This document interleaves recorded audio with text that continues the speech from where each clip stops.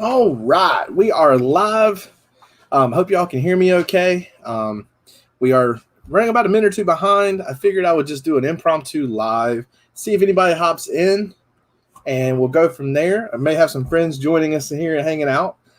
Tonight, we're just going to do a little bit of the resell banter, see what we've done this week, um, and just have a good time hanging out. And if anything else comes up, it don't even have to be resell related.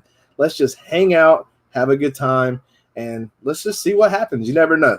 It's always good to have friends hanging in and see what's going on, whether it's talking YouTube or whatever. So, it's always a pleasure. So let me close this door before I forget it, and we will hang out and have a good time.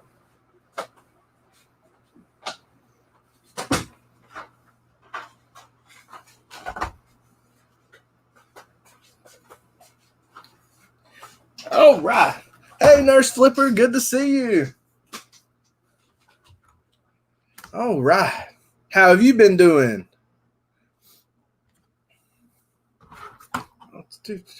Waiting on some of the guys. They said they might come in and hang out. You never know. I know Clay might come and hang out. Clay can. Let's see here. I think he might pop in backstage in a little bit, but I don't know. What I'll do is I don't really, mind if anybody wants to hop in. I'll put this into the thing. More than welcome to come and hang out. This is more just see how everybody's doing. Check in because I haven't had to post a video in 2 weeks.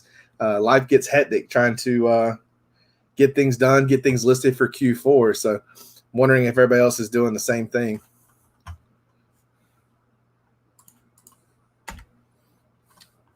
Oh, my day's been good. I actually had a chance to finally sleep in.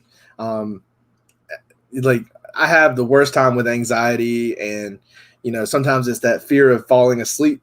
So I was up most of the night. I think I didn't go to bed till 4 or 5 when I finally passed out, and my family let me sleep. I think it was like 2 or 3 o'clock. I took today and just took time for me. But this afternoon we did get up, got to the storage facility this afternoon. For most of the afternoon to work, pulling the inventory, getting stuff ready for Q4. Already got part of it listed on Mercari. Now I've got to go back and, we've got all kinds of stuff, more books, even pieces like this. Like this right here is actually a cool little seller. These little nano figures and these multi-packs, they do well. And they'll bring, I don't know, $10, $15 a piece plus shipping. And I think we maybe have $1 or $2 into them. So good profit margins. But it's been good. Wish, but our AC went out yesterday, but it's working today. Had to be up at work for 5 a.m. Right now, honestly, I don't even know. I pushed so many, but the problem is now I'm actually starting to sell them. The problem of as you start pushing, right? Like you're going to start getting more sales, especially if you're being competitive. I think a few days I listed last week, I don't even remember how to get to it. Let's see here. I did all this last week. I don't know if you can see all this. This was all last week. It's crazy how much it goes down. Like it's like I don't know. I didn't really count. I'm guessing like 60 plus just for last week, which don't sound like a lot, but I do a little bit every day. And my goal is to beat that this week. I got everything from old like 90s figures down to like from Spawn, like the original Spawn series when they come out with those. I do have the 90s Kenners figures for Star Wars I want to get listed. They won't bring a lot of money, but it's easy ship, so I could like bundle them. So that's what I'm probably going to end up doing now is doing that and getting those things listed because they are good gift pieces. People still do like it. I even got old vintage 1990s Star Trek figures, and that part's fun for me. So I enjoy it. It's fun. Actually, didn't even get the chat up so I could see the chat other than through StreamYard. I can't stand the way StreamYard does it. It's a delay. All right. I don't see anybody hopping in yet. Come on now. Where are my guys at? They said they could come on for a little bit. It's funny. Your chat goes, yeah, we'll have a little time, and then they go quiet. That's funny. That's all right. Now, are you doing Mercari as well, Nurse Flipper, or are you strictly just doing your eBay? Or is it depending?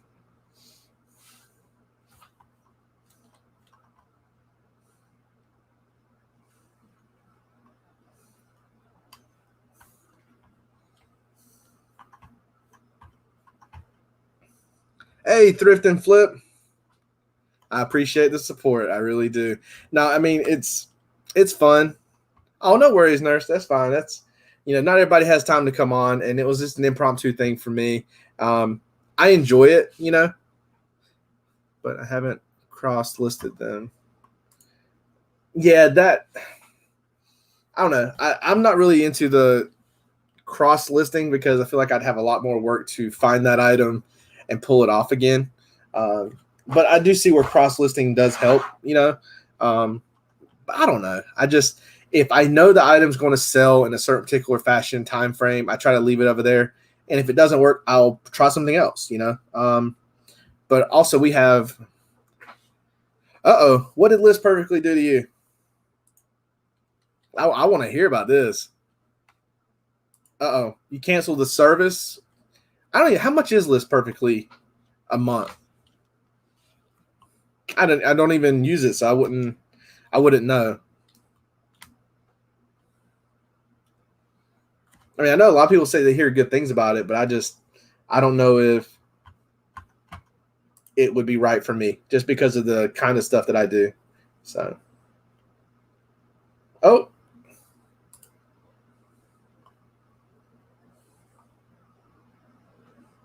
think you're in here.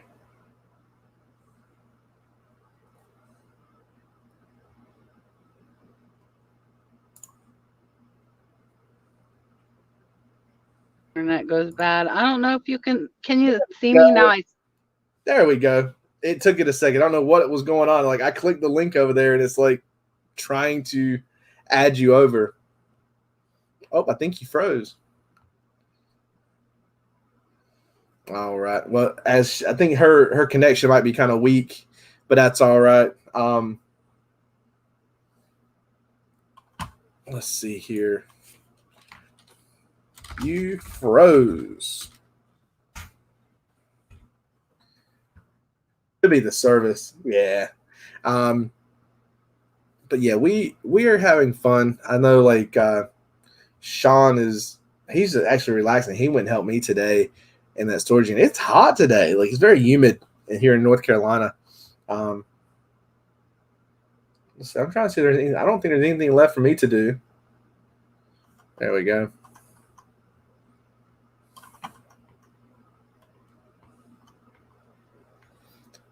So Thrift and Flip, if you're still in here, what have you got going on? What have you been doing this week? Are you preparing for Q4 or what's going on with you?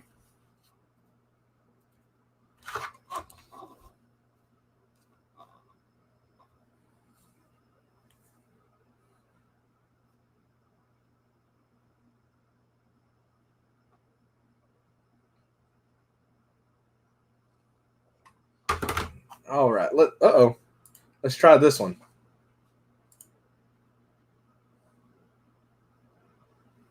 Did I add the right one? I don't know. I don't know what in the world just happened. Let's see. That's funny. StreamYard itself, I saw 2 accounts for Nurse Flipper pop in. That was funny. So can you hear me? Because I'm going to try and run without the cam, and then I can just talk, which will be easier. Absolutely. That works. So what happened with List Perfectly? So their basic subscription is $29.99 a month. Right. And you can cross-post eBay, Posh, Mercari, Grailed, Kitizen, and Facebook Marketplace, which is nice.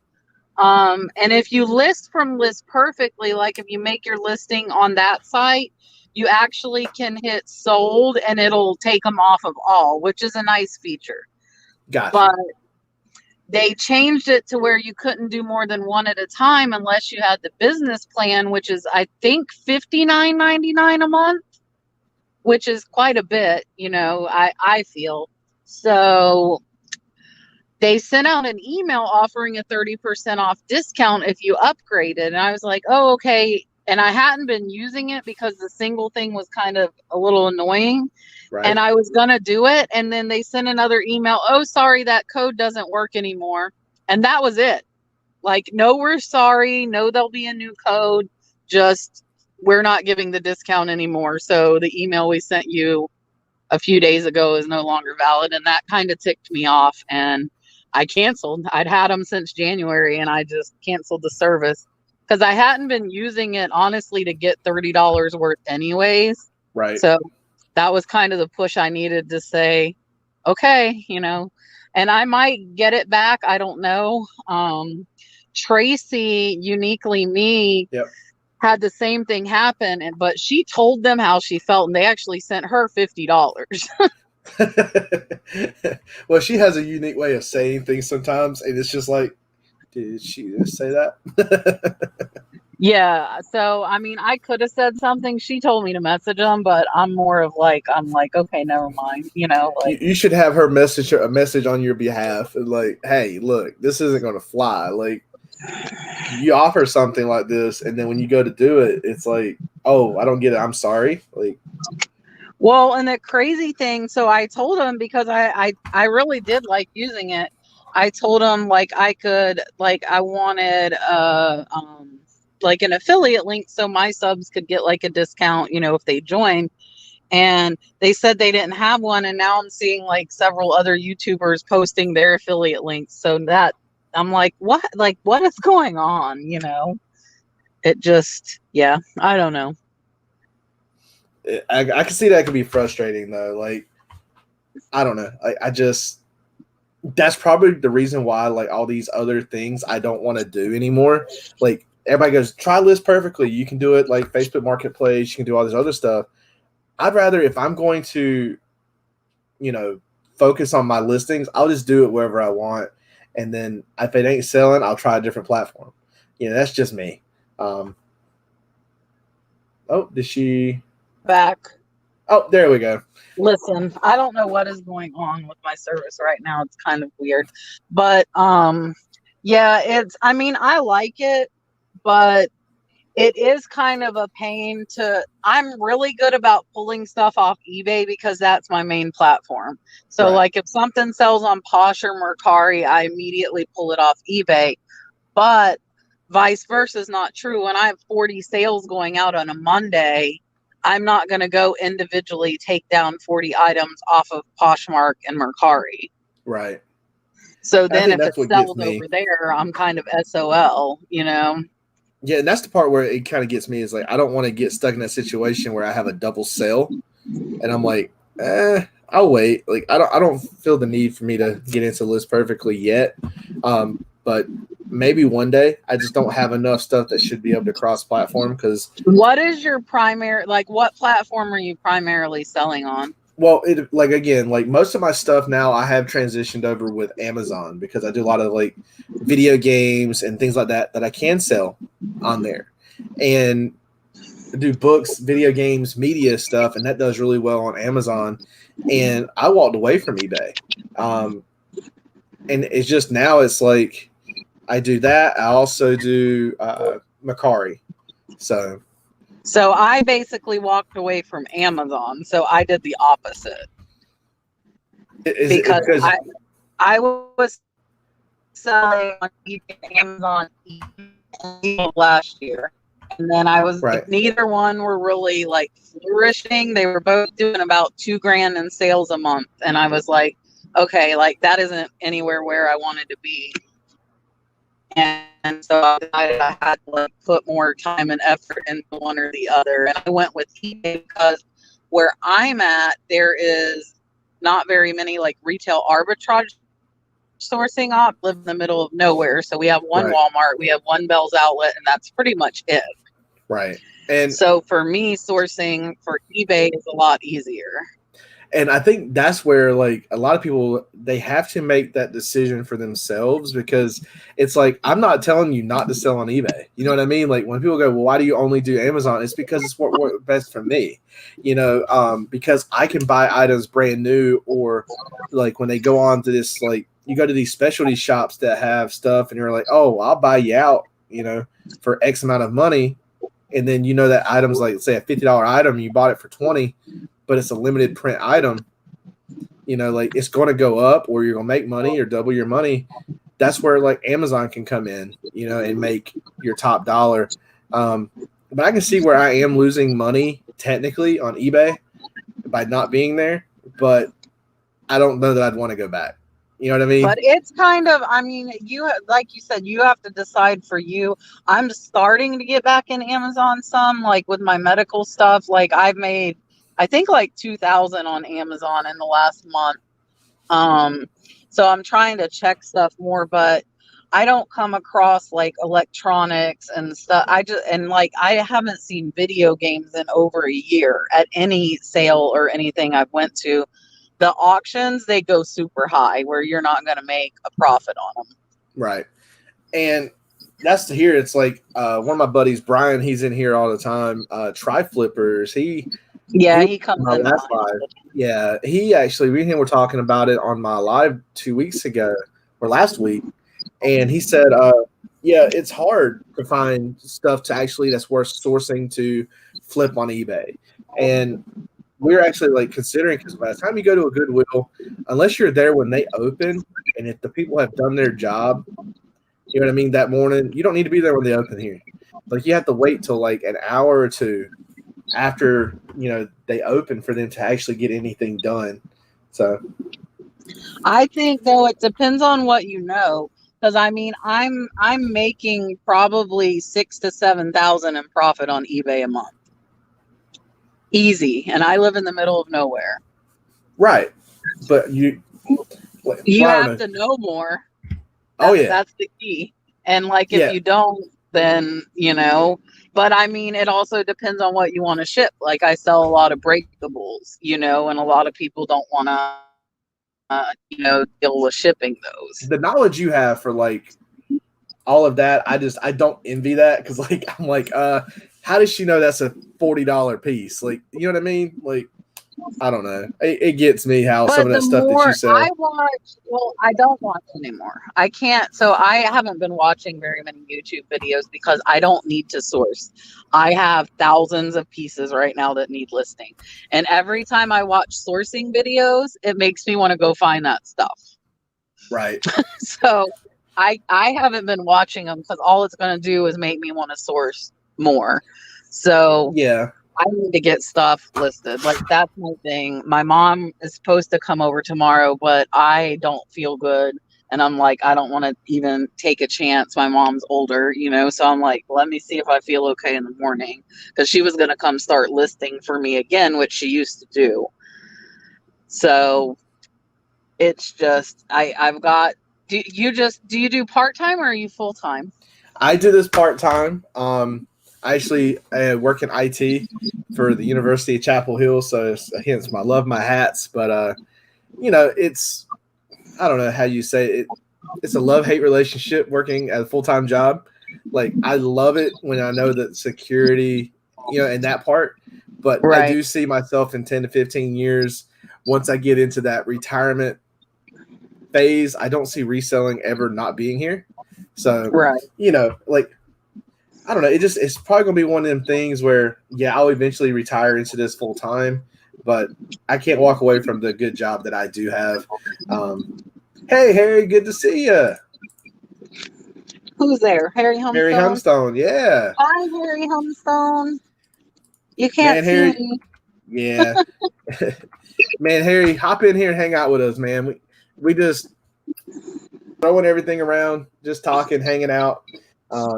Again, this wasn't really a planned live. I decided that I wanted to do something because, again, for the second week in a row, either the videos I've worked on or something just wasn't working right. So I was like, you know what? Sometimes it's better to interact with people, and then as I build more, at least people know I'm still here.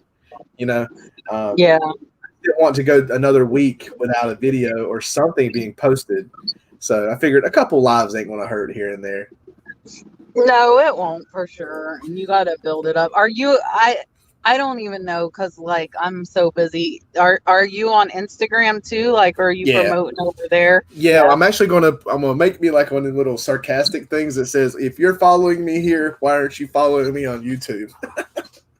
See, so for me, I have more YouTube subs than I have Instagram followers. My Instagram followers are, holy cow, let's see. But are you following a million people? Not really. I mean, it's like I got almost 300 followers. It's like 297. Oh, there's Clay. So yours is close, right? I don't know why. All right, is Clay added? There he is. Yeah. All right, there we go. Who's on? We got Nurse Flipper. We got Kat with us. My phone was being crazy. I had to turn my cam off and just be voice. Gotcha. So Clay, how's this listing going, my friend? How's it going? Today, like I said, I haven't gotten anything done, but after this, I'll list because I have like a bunch of drafts. So some have like everything in it. I just was gonna, like I told y'all, chop it up, or some I just need to take the pictures and measure real quick. I have a bunch of clothes that I use Sellhound. So those I could list real quick, or whatever. Just like it's just review, what change is the price. Sellhound? That's a good one. What is that? So it's an app, and you pay depending if the more like items you buy, you send them pictures, and it creates the listing for you for clothes and shoes and purses and stuff. So I use it because I just thought it was worth the saving me time sitting there. Like even if you have like Nike sweatpants, just because you have the style number, that style number I learned from Nike isn't just necessarily the sweatpants. It could be a sweatsuit, shorts, So for me, it's just been worth it. Yeah, I'm not using numbers. Yeah, now I'm trying to do sell similar if I can find the shoes and things so that I can save them. But it is about like anywhere from like $2 to $2.50 per listing, but it saves you time. But there's one I want to try when, Why are you measuring? Am I measuring? Yeah. So I don't always you measure. You need to get more stuff listed, right? I was gonna say, don't measure. Like, take them, get them up. I don't. This is how I look at it, and a lot of people do not look at it like me. But like, if they're buying like Nike sweatpants size large, they already know they need size large. You know?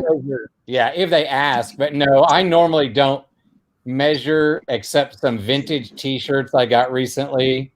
Like my cousin, she tried on one that said medium, and so when I sent it to Sellhound, I put a note in there saying fits like an extra small now. Now it's like a 41-year-old T-shirt, so it's not a shock. Right. But yeah, vintage stuff runs so small. Well, I mean, it's just 41 years old too, so who knows how many times it was washed. But no, I don't measure most of the time. Yeah, I know. Harry said he just I was saying, like, don't slow down spending too much time. Yeah. Yeah, get them listings up. But like he said, he had a ton of looking drafts. At auctions, Clay? Not until I get through the stuff that I've got at garage sales, and Brian and I went the other day. Then he gave me, well, not gave me.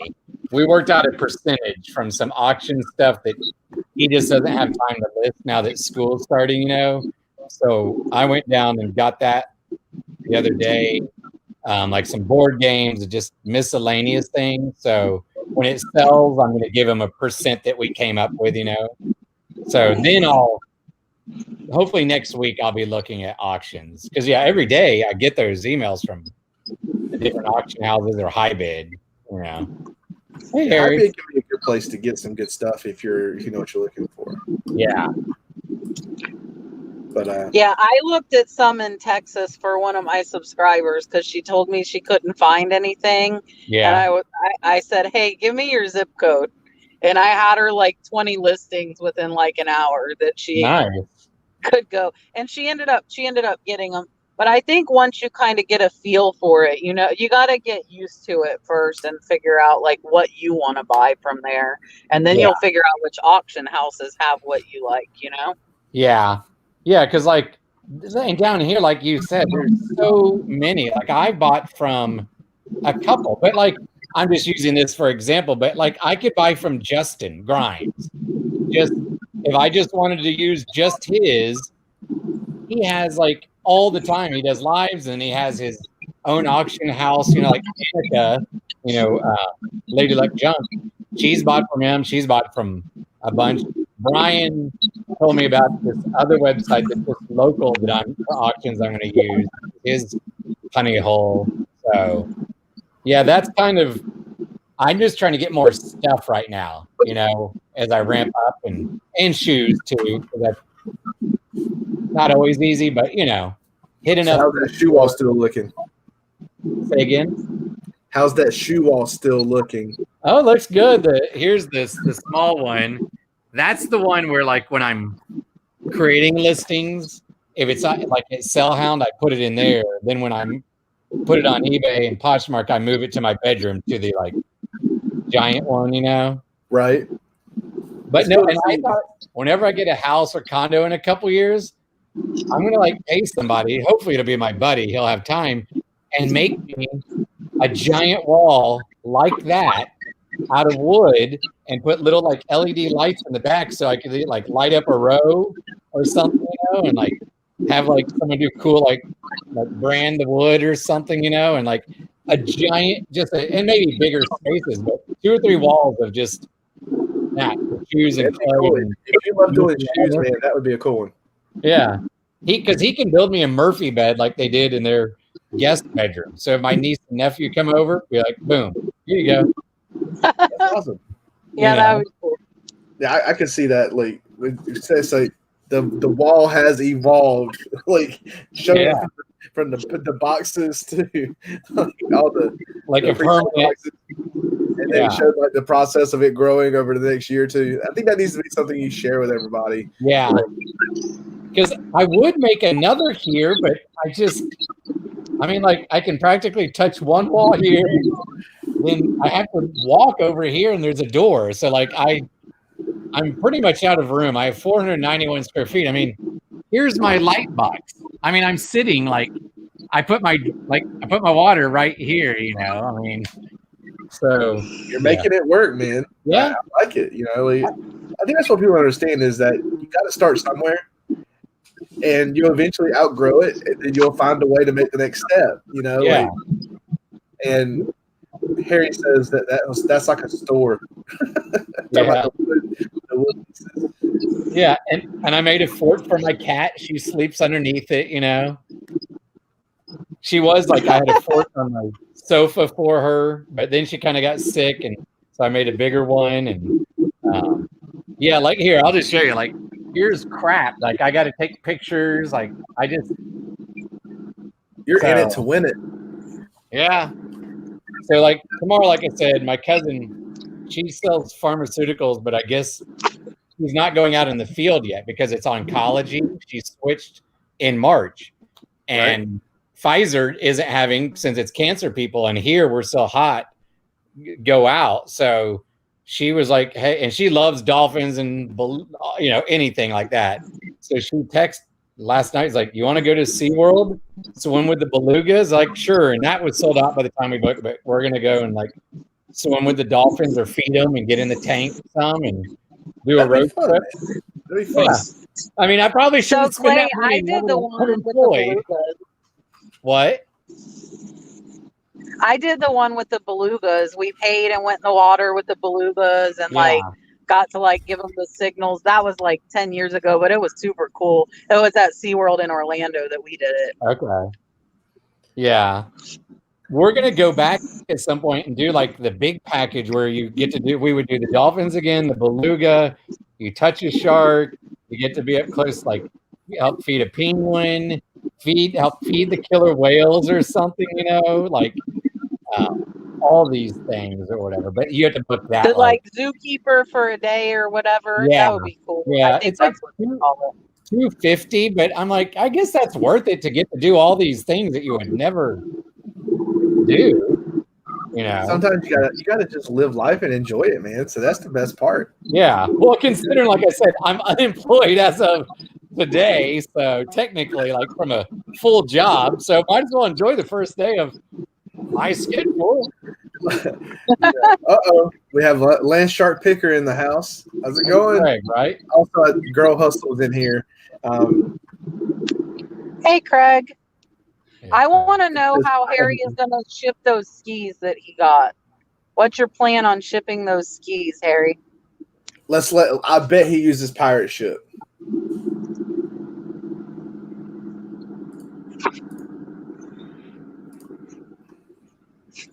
What do you mean? I have no clue put like two of those priority like triangle boxes together, probably, maybe. I put together 4 shoe boxes before to ship out like a long light. I put 4 shoe boxes together and Frankenboxed them. Nice. And shipped it out priority. Harry says it's cheaper than going to a rock concert. Yeah, I don't go to concerts anymore because they're, they are worth it, but they cost so much. So I'm like, I can't afford that for 3 hours, 81 inches by a 6x6 box. Okay. So, yeah, you can put it in a bunch of shoe boxes if you wanted a free box, Harry. Yeah. Because you can use the priority free supplies to build big boxes. Yeah. As long as it's not the... Here it is. He says he built it. He said it weighs less than 10 pounds. Yeah. I guess in my mind, you know how you envision something, I don't want to ship that because you think how long they are. Did you see my last video? I just shipped 2 big lawn chairs. I need to go back and, like I said, video I showed it. Past week and a half, I have had my head nose down. I have not watched a lot other than putting on someone's lives. That's it. This past week or so preparing for Q4, it has been crazy. So I have to go back and watch you ship out some chairs. 2 months. So I've been I'm not in chats nearly as much as I used to be or as much as I want to be, but eBay's what pays my bills. So I've been listing. I'll watch sometimes while I'm listing, or now I'm driving, so I can hang out while I'm driving. But yeah, I hit 2,000. I think I'm at 2,020 listings on eBay right now, which is my goal. But I want to get all these golf clothes. I'm not a clothes person, but these I just got 200 pieces of women's golf clothing. And some of these brands sell for $50+ for one shirt. And that's insane. It's crazy. And I figured out 2 lots already. And I have 23 cents in per piece on one lot. And I have $1 in per piece on the second lot. I'm going to go through the third lot when I get home. Where did you pick that up at? High Bid, Clay. Okay. So here's the crazy thing. So this is going to be my next video. I'll just spoil it here. I'm going to go over how I decide which lots to buy on High Bid and what I look at. So you kind of have one like that, right? I started to watch it the other day. I feel like. Well, I showed one with me searching for stuff, but this one's going to be more my thought process behind it when I'm looking at these listings. Because everybody keeps asking me how I keep getting these incredible deals. So the lot where I paid $1 a piece, I was 12 pieces of clothing, and I bid $55. I saw the brand, and I sell for $50 a piece. It was okay going to about $5 per piece. 65 pieces. They did not take pictures of over half the clothes that I got in that lot. It's crazy. I did not expect as much as I got. Uh-oh. Yeah. I think our service again. It cut out whenever she said something I'm about she here. had. They did. I just Okay. There we go. Oh, so I was saying I thought I only had 12 pieces in this lot. I bid the $65 for it. So I was thinking $5 a piece, but I could see the brand and I knew these shorts sell for $40 to $75 for one pair. Yeah, And they funny. actually only took a picture of less than a quarter of it. That's awesome. So, I mean, these auction houses, if they're lazy, and they're just like, oh, this is just closed. But this, 65 pieces of probably $30, $40 average per piece clothes. There are no name brand. I did throw out like 5 because they had stains that I didn't think would come out, but I was in the 65 keeper. Sounds like you made out though. Like you but actually... it was. Have you guys heard of the Villages in Florida? The Villages? It's like, it's like a big golf retirement place. So I saw that this estate was down there, and it's like okay, money. Like people have tons of money, so it's kind of like I knew like this lady lived there, so you know how some neighborhoods you can tell like those people are gonna have like better name brand stuff. Typically, not always, but but I mean, like in Dallas, I could tell you, there's a couple of neighborhoods, like one where I grew up, like they're gonna have nicer stuff because there's, the more money you have, the more stuff and or nicer. And some of this stuff was still new with tags.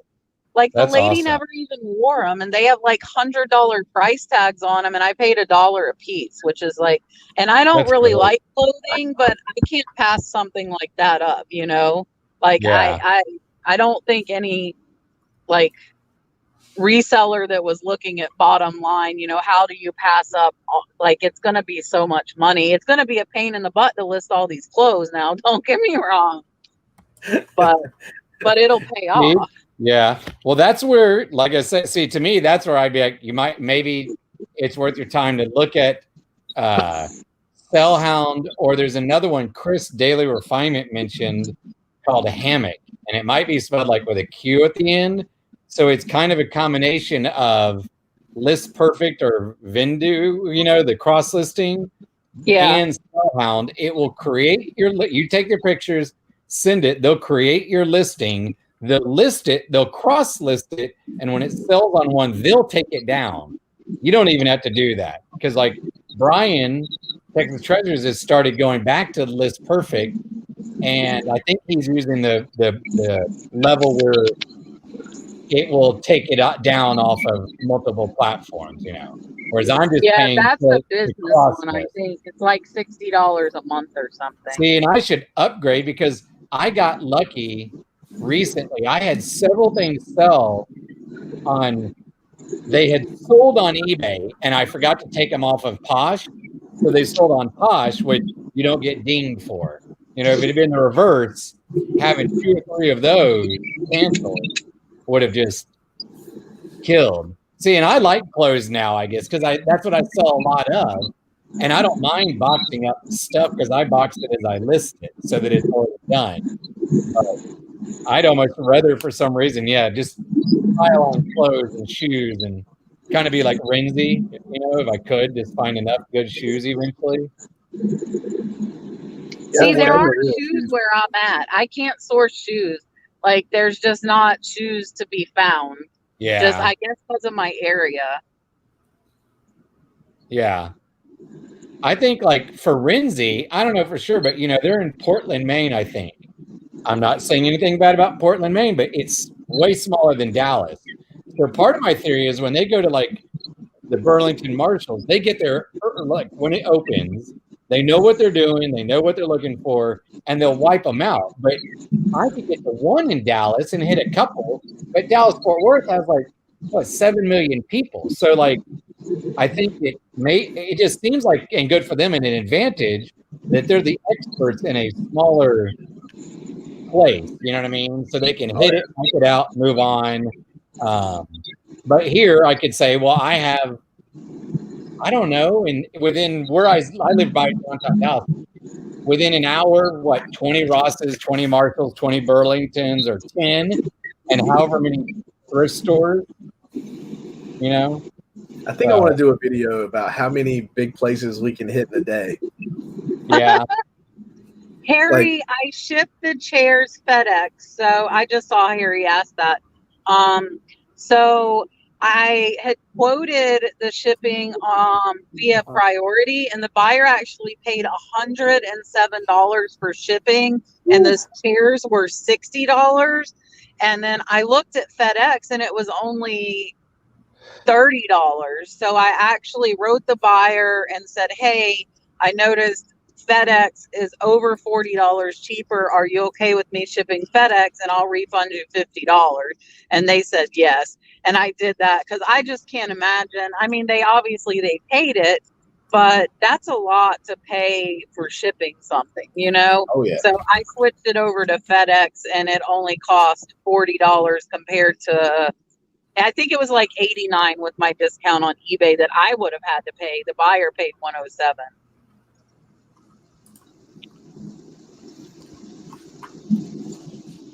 I couldn't imagine paying that much for shipping on something. I don't think that would be what tells me no. So my shipping on average every day is at least $200. Yeah. I pay the post office every single day I ship. Yeah. $1,000 a week is what I put out for shipping. Wow. Hey, I mean, I know you're getting paid back, but that, you know, like it. Sometimes when I have to buy postage, I'm like, I have to tell myself, but you got paid for it. You know, when you pay. No, I don't do free shipping. Well, I do free shipping. But that's what I'm saying. You got paid back. Calculate it. Yeah. You got paid already for shipping, but it still hurts when you buy the postage. Oh, and yeah. It says $40. I feel like I'm spending $40. It still hurts. It's like, part of me, I'd almost rather the eBay like send it in 2 payments almost, just for my brain to feel better. Like 40 for shipping, 20 for the item, or whatever, you know. Yeah. Because then I'm like, I made 20. The rest, it's a wash. Well, I think now with managed payments, though, they take the shipping out and the fees out, and you only see what's left, right? I haven't switched. That's what I heard. I thought, but I hope that'd be nice. I'm pretty sure that's how it's working. It's like storming really bad, so if I disappear, that's why. Gotcha. No, I think so. Girl Hustle says she doesn't do free shipping either. Is there a reason? Hold on. Wow, everything just popped in. Oh, our kids finally jumped in and watching. That's funny. They're out dog sitting for the weekend. Peyton's mom is out of town, so let's see. Free shipping for me. Like, do you find that some items won't sell if you don't offer it? Like I do that as well. Like if it's a big item, I won't add shipping on top of it. I kind of do it backwards. Like if it's a small item that I know is only going to be a first class rate, I'll charge shipping. See, and I'm the exact opposite because for me, I'm in Florida. So I would say over 50% of my sales go to California. So where it would be $10 for me to ship to like Florida, Georgia, North Carolina, South Carolina, it's going to cost $20. It will cost double. And Right. I'm not okay with that. So especially on my glass, like I have a lot of $20 and $30 pieces, and then shipping is another $20. Unless they're local, it's $10. But I get so many one-offs that people in California are willing to pay that calculated price, and I don't lose the money. Correct. Yeah, I've only done free a couple times, like on the lightweight stuff, but I think I've changed that to like where they pay for everything. And I do calculated because I'm not good enough. Whereas Brian can he'll do flat rate. I just can't wrap my brain around like how to figure it out. You know, like what a fair sometimes sure. If it's something I'm going to put in a padded flat rate, well, I admit I bumped that up to like $8.95, knowing that I might put in a poly and even make a few more bucks off of shipping. But that's the closest I've got my brain to figuring out like that. Yeah, flat Tommy. rate. Tommy Bernhardt tried to get me to do the flat rate. He said my sales will go up. Like if I just charge like $10 flat or 15. But I know my sales, and I know that over 50% go to the West Coast. And you're killing it. So yeah, well, your plan is a little different because you're selling items that most of us dare not touch. You know what I mean? Like you're doing breakables, and I care not to play around with the breakable items. I'll stick to things like this. Yeah, I'll do books and stuff that's my comfort realm. But at the end of the day, like I would love to learn. It's kind of cool. That's why we watch everyone's videos. It's helping you learn what's out there because there is so much to learn. But for me, I hate paying the shipping on these big items unless I work it into the price. So, but I don't know. I kind of base my free shipping based off the item. Where are you at though? I'm in North Carolina. So you could get hit with that Cali and Seattle, Washington shipping too. I could, and that's the part where like depends on the item. I don't have as much of that issue because I do deal with a lot of first class to where most of my stuff will ship first class or media. Because I said I got away from the eBay side. But now when I do Mercari, I actually noticed my Mercari sales are in California, Texas, or New York. That's where I ship out all the time, and most of my sales go to Texas or North Carolina or north to New York from North Carolina. So I don't know. I guess it depends on the platform. Like you obviously know every single part about what you're thinking. Uh-oh. The Stephen King voice is back. Auto tune. Yeah. Yep. Auto tune cat. What was that, Cat? All together with your. Are you doing Amazon merchant fulfilled? Yeah, I do the merchant fulfill, so I can control my inventory. For now, I am stepping in. I have batches of stuff ready that I'm going to be shipping into FBM, but I just haven't gotten a chance to actually fulfill that part yet. So, me pushing for Q4. That's the last thing. Like. They're selling on FBM, so it's like, okay, I'm going to lose money by going to FBA, but I need to work on my FBA in order to get engaged in certain things to get that sell-through rate. That makes sense. Yeah. So it's kind of a two-edged sword. It's like if I don't send in FBA, what was that, the IPI number or whatever it is? I forgot what that is. It's like inventory placement something like. Oh my gosh, I can't remember. I haven't sent into FBA in like 6 months. So Girl Hustle, it's exactly the opposite. So like for me on eBay, I promote my whole store. Right now I'm at 5%, but I go to 10% sometimes. So if I did free shipping, I would be paying that extra promoted fee on that extra money that if they pay the shipping, I only get charged a flat 10%, where I would get charged 15% if I was doing free shipping because it would be in the item price that I'm promoting. So I'm saving money on fees by not doing free shipping because I'm not paying the additional promoted fee on that shipping cost. So for me, it's the opposite. I save money on fees by not doing free shipping.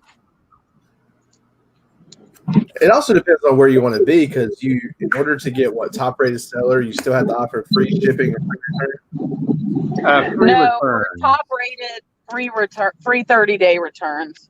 Which I've not had I don't have a ton of stuff, and I made top rated. I started November, made it a couple months ago, and I'm like, a couple things I screwed up on or whatever. So send it back. I eat the money. Or one thing recently didn't sell for much. So I just said, please keep it, donate it, give it away, resell it.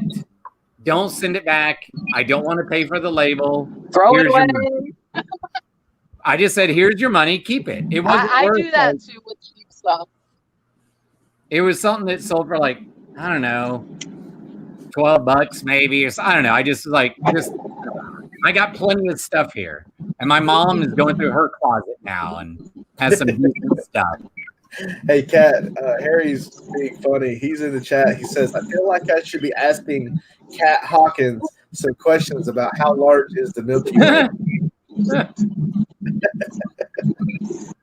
I'm not even at home. I'm driving. Oh, Theoretically, I should have a better signal. It's funny. Yeah, it is. It's because it does sound like you're going through like one of those auto tune when it kicks out. It's hilarious. Yeah, that was a while ago. So it does that at home too on my show. Like people should be used to that by now. Oh, absolutely. I know. That's funny. It's like you hear mama. It's just a high pitched tone. It's weird. It's kind of cool, but it gets a good laugh out of Harry. That's for sure. Let's see. I know Harry said he was busy eating real quick. He might hop on here in a little while if he's free. And that's what a bunch of the guys said. They were just, it's hard to get the guys together to just banter, and especially while I was pushing. And this is a hard time. And I want to make sure. I've noticed a lot of the lives are starting to dwindle because we're spending less time. Well, late night, not necessarily. Late night is booming. I don't know what it is lately, but late night lives have been the way to go. But just that normal time where if it ain't a scheduled one that everyone watches, it's like you see less and less of those that are just kind of impromptu hangouts. And I want to hang out with people. You know what I mean? Like it's part of what I want to do.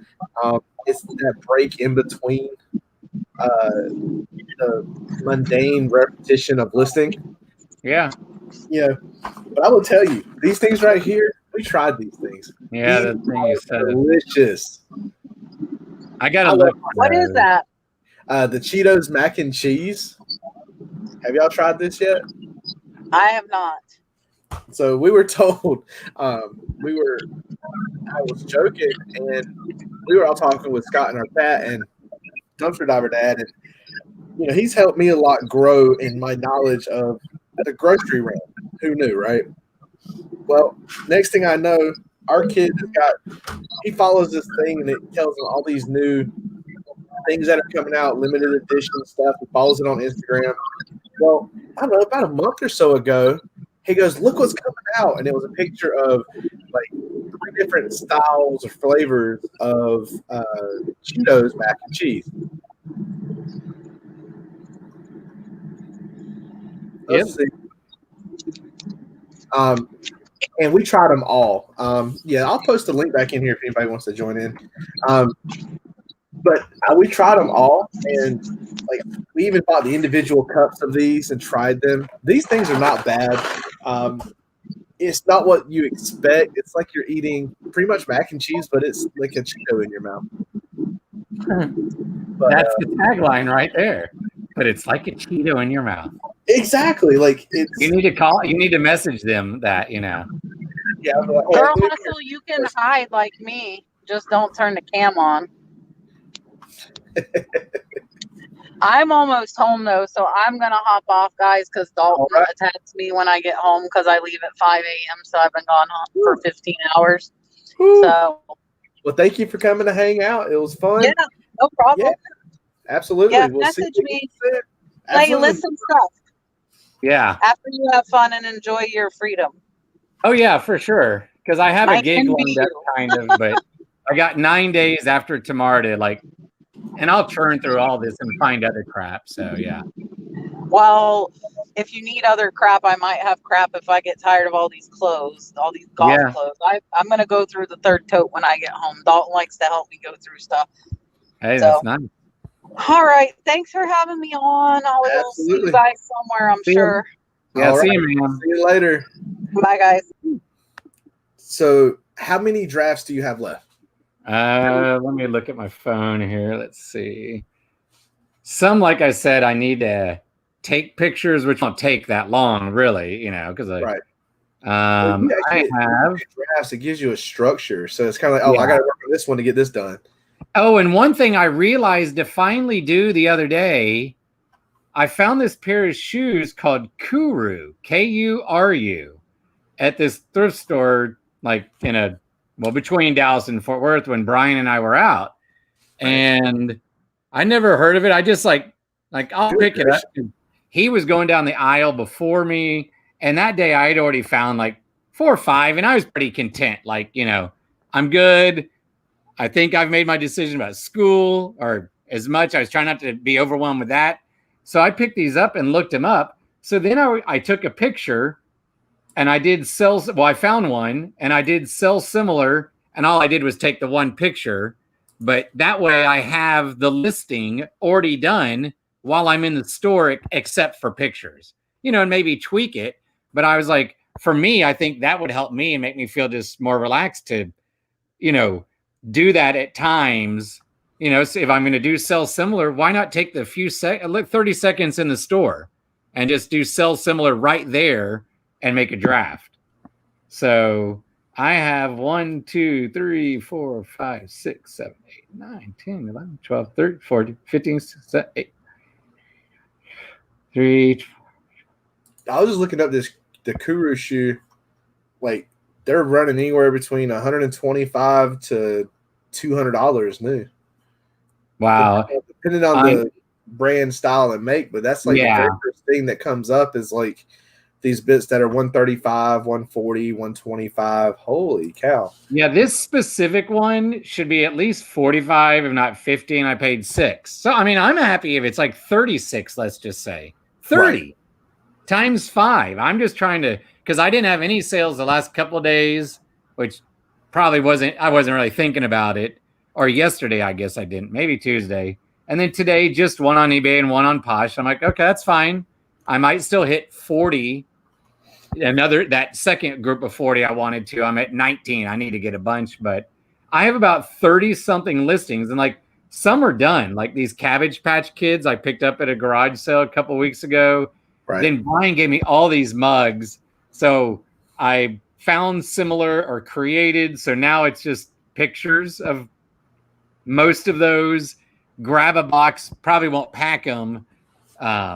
But I want to like figure out what box they would go in, slap them on the scale in the box. And what I do is I like put my phone and my measuring tape on top of like the item in the box to like be like, okay, paper is going to weigh less than this. And that's what I put in on the floor. My phone there he is. On top of like the item in the box to like. We got a little bit of a. Less than this. I'm still in 40. There he is. Hold on, let me see if I'm not talking like Harry Hawkins. All right. I think you're good. Hold on, time out. That's me. Let me see if I'm not talking like. How's that? There we go. That's perfect. I'm getting good at this. There you are. So, how you been this week, man? Work-wise, I hate it. When I get home, love it. So. What? That's a love-hate relationship right there. Yeah, I'm just too much walking, man. I'm like 10 miles a day at work. And that's not kidding. Up and down, over the buildings, monsters. What do you do again? I can't remember what you said. I'm maintenance at a hospital. Okay, so yeah, you're on the go all the time. Oh, it don't stop. I'm the only man there for 3 of the things that goes on in that hospital, so I'm running all over the place.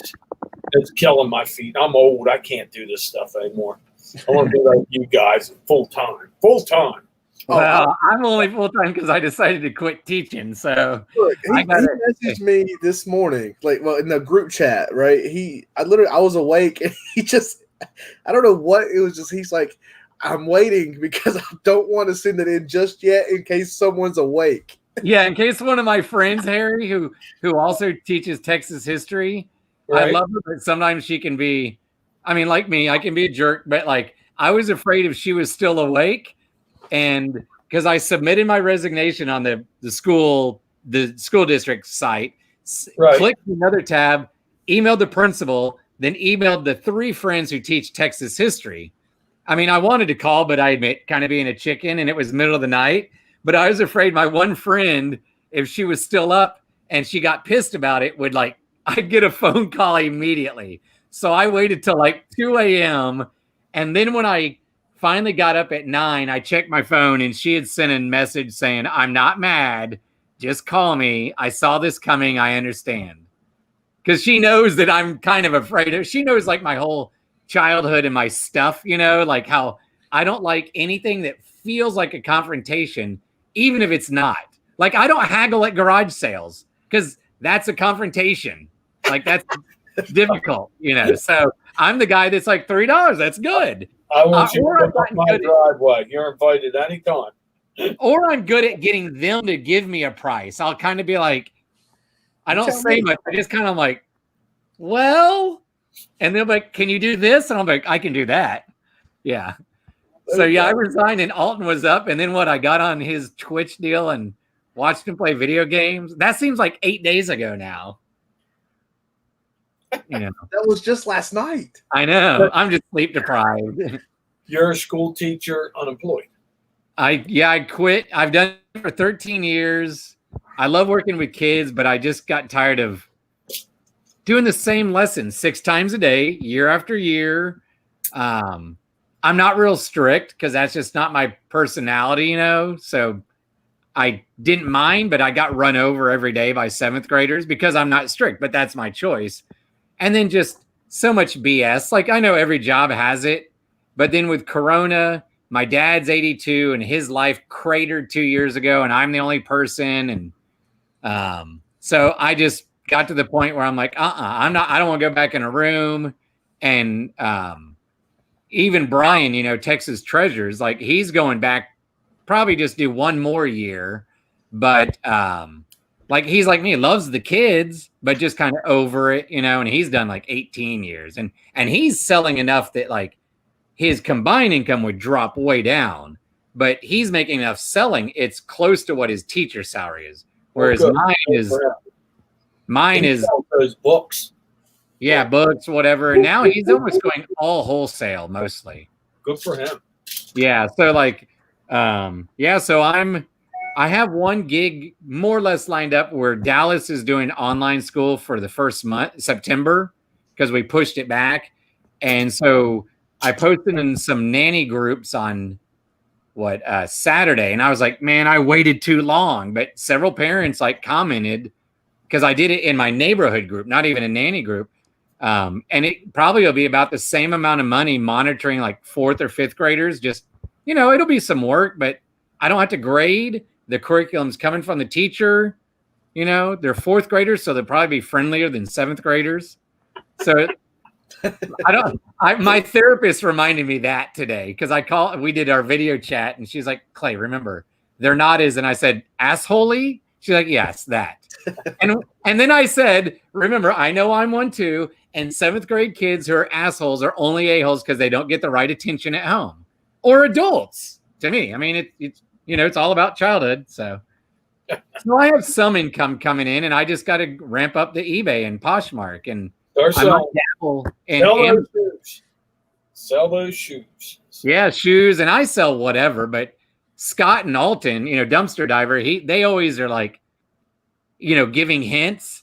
And part of me, I talked with Brian when we went to Source City. It's like, I almost feel bad. Like one of us some of us in the group chat have to do Amazon because Scott's like, you know, giving all this good info. And I think at times he's probably like, well, nobody's taking it. But he knows we're on these other platforms. Brian's going to start some RA and Scott knows I've just been trying to churn through because like he didn't know until the last live, right? That when he's like, I didn't know you actually did it. He thought I was joking. Like, yeah, we talked about the game dryer sheets at that point. Yeah, dude, I made a killing on game dryer sheets. I should have gone out on that. Yeah.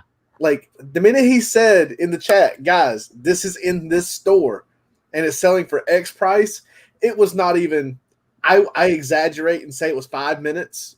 But you were gone? But like maybe 10 to 15 minutes by the time I prepped myself to like, hey, guys, I'm heading out.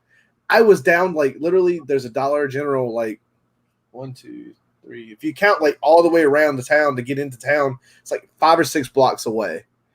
Yeah. I walked out in there and cleared the shelf. Nice. You know, and I sold through them. And I forgot how many I've sold now. but I think I only got like 3, 6, like 7 or 8 left. Okay. Are they still selling, or is it? No, they've slowed down, but Okay. that's an item where, worst case scenario, I have made so much money on it. It don't matter if they're right there. I can just say, hey, go give it to mother half and say we're good on dryer sheets for the rest of the year. Yeah. And I think that's a kind of a cool way to look at this resale business with RA is I like sourcing things that my family can use. And if I can make money on it, what they want is free. Yeah. I mean, at the end of the day, it don't cost me nothing, right? Yeah. I mean, that's kind of like how I've kept a couple of T-shirts that I bought or something that I thought I'd sell, and I kept them. Or I wore them a few times, and then I'm like, okay, I need more money. Let's make a listing out of it. Same idea, I sell all old stuff. I don't. Well, you pay attention to you guys. I found out you can sell unused videotapes. I couldn't believe that. You can even sell used ones, but I haven't tried that yet. I haven't found like any. I went to an estate sale last week because I went to this lady's a few weeks ago, and her prices were like garage sale prices. Not just, hey Val, there she is. I messaged her on Instagram, and so I looked through a box of VHS tapes, Harry, and I guess they left like the little cardboard sleeve, but they must have taken all the new like unwrapped, tapes, right? Because I never come across like still wrapped up VHS tapes. I've seen them and never paid attention till I heard the guys talking about them, and then I grabbed them. So yeah, right. The little ones that go in like a camera like this. Yeah. The recorder. Just like that. I bought them for $2. 25 hours comes to me. So right. All right, man. They try. Hey, how's it going? Brian. Hey. Here he is. He finally made the chat. He messaged me. I might be a little bit later. Yeah, I saw that. Then I'm realizing, maybe that was like I saw the name Brian, but I didn't pay attention to which spelling. Brian with the Y. That's how we classify him in our group chat. Oh yeah, Brian Y. Yeah, not hi Brian. Too many Brians. Hey Val, how's it going? Did you do anything fun this week? Who, me? No, not really at all. No, it was a pretty chill week. My daughter's doing her sort of like schooling from the internet now at home, and so that was pretty much sort of schooling. It's it's still getting started, so they're still figuring out the kinks, and it's still pretty early. So I expect like by next week we'll get into the full thick of things, and all those kind of problems will be figured out. Yeah, Sean, this is his second full week. Oh, and it's been the first week was pulling teeth, right? Like just getting used to this, but now it's like everybody, like my other half gets up, cooks him breakfast, does whatever. Next thing you know, by 2:00, he's done for the day. Yeah. It's like, how old are your kids, Alton? Sean is 11. He turns 12 in November, and then Kirsten's 19.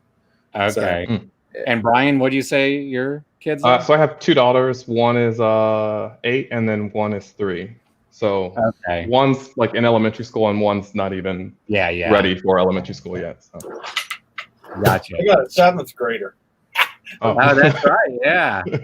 Now I have he's 8th.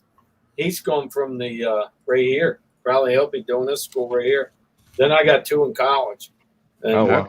at home, and the other one's living up there, but she's going to remote for her classes too. Yeah. So. Now, does your kids watch you do your live streams? Who, me? Yeah. He comes popping in once on a blue moon just to make a face, or the other 2 they stay away from me. They think I'm different. So. They lived with me, so they know that I'm. I used to take them yard sale, man. That when they were little, they've always when they were in the car seats and stuff. Let's go. I'd get them out of bed. Yeah, that was funny earlier. Enough they could all stay here. So I know earlier, Sean was in his room, and I thought he was about to play Fortnite or something, and I was like, "Hey, you want to go with me to the storage unit?" He looked at me and goes, "Which one?" Like he just had this like he's like, which one? And he knew if it's business, you know, like you got to get paid to work, right? I said, look, if you'll come with me to the storage unit, we'll stop to the store and I'll buy you a freezy. He loves these cherry freezies and he does like the Sprite freeze with the cherry freeze. I said, I'll buy you one of those. Let's go. And he got literally, that was the fastest thing to get him out of bed was to get him a cherry Sprite freezy. Like, it was so funny. He literally shorts, t-shirt, flip-flops. Let's go to the storage unit. Like, and we went and pulled inventory. Like, even though we're not going to be able to make it for tomorrow night with Buffalo Picker for live, and it's kind of what I want to do mine tonight. Make sure y'all are hanging out with him tomorrow night at 7:30. At the end of that video, at the live show, he's going to be doing a giveaway because that's his 30th live video for 30th week doing this. And even though I can't be there, I'm actually preparing either one or two different giveaways, just kind of a congratulations thing. I'm trying to give away one thing that's going to be kind of a cool little collector piece, but I'm also probably going to be giving away a reseller's box, and it's more for beginners or anything like that. So, like, if you can get an idea of what this stuff was worth retail, you know, like things that you don't see no more, things that you might be able to look out for. It might have Marvel, Star Wars, Star Trek. It could be anything. So, like, we're actually going through that in the morning. I've got the box of stuff. I might actually finish it tonight, but there's no way I'm going to be able to do that on this live. Like, oh, my God. Like, there's just too much. We're trying to work on a live. I gave up on that, like, yeah, because like, you want to pay attention to the chat, you know? Yeah, when Brian and I started doing, like, the little afternoon things, you know, this spring when we were teaching from home, it was just like we tried to work. The very first one, we were, like, working, but we didn't know that if you were – we were chatting backstage, but we didn't know at that time that created a thing on your YouTube. You know, because all of a sudden Jay flipping sloth was like, hey guys. And we're like, how the hell does he know we're here? We're backstage because we thought we could chat. And so then it was like, we want to start doing this. And Brian got hooked on let's do it every afternoon. It's my reward after cranking out like he did, you know, long days. Yeah. So wow. It'd be kind of cool to have like a set time to have everyone hop on, kind of follow a structure. But yeah, it's so hard lately with Q4. You know, like this is like the hard time for me to commit to anything. But it seems Friday nights has been great to commit to that. It's just we have a lot with family stuff going on tomorrow that I cannot get back in time. Like if his show was 9:00, I'd be back in time. But it's going to end by the time I'm just getting back. So you're going to see me connect into the live when it's time to do. Like I'll be watching. And then when it's time to do the giveaway, I'm gonna hop in, and I'll be live from the side of a highway somewhere, like, or I'm gonna stop off at the truck stop somewhere, and I'm gonna do a live in a parking lot somewhere, and it's gonna be fun for me. Like I don't care. I'm gonna break out the phone. I'm gonna show you what we're doing. So, yeah, I'm always impressed when I see people hop on and do lives from like wherever they are, because I'm just always concerned about my data on my phone. So, you know, it's like, I don't know if I could do that kind of remote thing, but people do it, and it's impressive, man. I love doing it because I do the unlimited data, so I might as well make use of it sometimes. Okay. That's we've got like Project Fi, which is like Google's cell phone service. And so the way it's priced out is it just encourages you to not use it. Because they charge you for each like gig of data you use. So we just don't use connect to Wi-Fi and keep our bills low. So absolutely, yeah. Hey, I mean, whatever it is, like everyone has their own tricks to do things that makes them good. So my family, like I feel like if I took away the unlimited data, like I know I pay like a big chunk of money right now to have unlimited data for every device, but I can imagine the overages that it would be astronomical at this point. I gotta go that unlimited.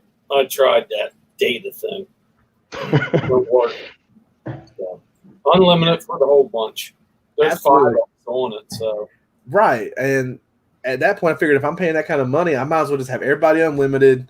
It's a bill that I'm making use of with my business and everything else, so it's going to be a tax write-off anyway. because their phones are tax write-offs. Because when I go hunting, you don't think it's just me scanning. Like my other half scanning stuff. Hey, what do you think about this? Or the kids go, "Hey, I want this, but it's on clearance. You can sell the other one for 20." And so they kind of have learned that. What was that? You talking about like hunting animals or treasure? Treasure. Yeah. When he first said hunting, I was like going, oh, and then I was like, scanning, is there an app for animals? And then it took me a minute, but like I got confused too. Yeah, I thought the same thing. I know. Okay, he's treasure hunting. And I know we're Alton. I know we're from North Carolina, so I know, you know, when he talks about hunting, I just expected like he's out there with the rifle. And part of me, I admit, trust me, like that's the old me. Like, that's the old me when I was a kid, but not now. Like I don't do the hunting no more. Like I did that when I was younger. You know, growing up, learning that, as they say, the whole becoming a man. You gotta go out there and learn to shoot the rifles, and you gotta, you know, learn the responsibility of it. But now it's like, no, I don't even touch it no more. Like I haven't fired a rifle. The last thing I fired was a Remy 700 on base at Fort Bragg, and it what's the connector joint for your shoulder to your collarbone? I fractured that a few years ago. Oh, wow. Fired too much. That's been like 5-6 years ago, and we were shooting on base, and I guess because of where I had the butt stock, I had it just wrong, just right. When I went to pull back on the bolt, I guess I moved wrong. And when I went to go set up again, I was in the incorrect place. And when it snapped, it popped right into my joint. And that, I'll tell you, I fired too much. Rotator cuff maybe or something almost. Yeah, that's what I'm thinking. Yeah, I was in a shoulder sling for like 7 weeks, 6-7 weeks. Wow. And, you know, even to this day, like if I sleep like this, or if I get that what they call rounded shoulder, this whole right side is like destroyed for the next day. Wait till you get old like me. Man, I don't know if you can see all this gray hair, but I'm stepping right in there with you. You got youngsters. How old are you, Harry? I don't think you're that old. I don't think you're that old. Come on now. 57. I'm old enough that I make it now. Yeah, man, my feet hurt. I'm 47, so to me, same thing, basically. When he was 1, I went through that P90X, and I did it. And I was getting all in shape, and then I got tendonitis in the elbow and went to day shift, and then you got body by Harry now. So I kind of,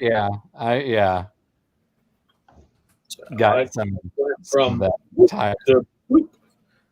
Al's headed to Home Depot, y'all. Bye, Valley Face. It's like I'm thinking, but I forget, you know, the time thing for me, right? So like for me, it's 8:34 at night, and I'm like, why does someone need to go to Home Depot at this time of night? Yeah, because it's 6:34 in Colorado. Yeah. Oh wow. And that's what gets me. And I'm like, oh wait, that time difference, you know, like that gets me a lot.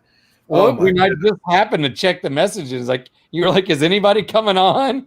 And I was like, oh, that's an hour ahead. Like I know that, and I think of that as on people's shows. That's why I try to always, like when Brian and I did something, or be like, Brian, put in your thing for like the new book club mastermind. Like, make sure we say Central, so people you know, are clear. Well, I know, like until Brian with a Y joined our group, I think I'm the only. Well, Kevin's in Florida, so he's in my time zone. But I'm really the only, like, when it comes to being really active in that, like, I was the only one responding to, like, Scott on California, and I'm like, you need to run out and get this. Well, he was talking 10 o'clock, 11 o'clock in the morning. It's already after lunch for me, and I'm out running out the door. Like, I don't know how long. I'm on your time zone, so I'm Eastern. Oh, yeah. Okay. Oh, yeah. So are you, Brian? Yeah, I'm in North Carolina, so I'm Eastern. North Carolina too, so. Yeah. Yeah, so he's like 30, 40 minutes from me. Yeah, he's not far. So. You ever run into each other? We have not yet, but we have actually talked about doing some stuff to get together once all this COVID, and we got to get over those things first. But you got OBX around you somewhere, but I guess he's coast, so if you know him. So who's that? OBX, the He's Oh yeah, he's much more to the coast. Yeah, he's much on the And coast. then we also have Brandon. What's the king? The military. Yeah, Brandon's got that big warehouse now. So yeah. Brandon. He's I about. haven't seen him.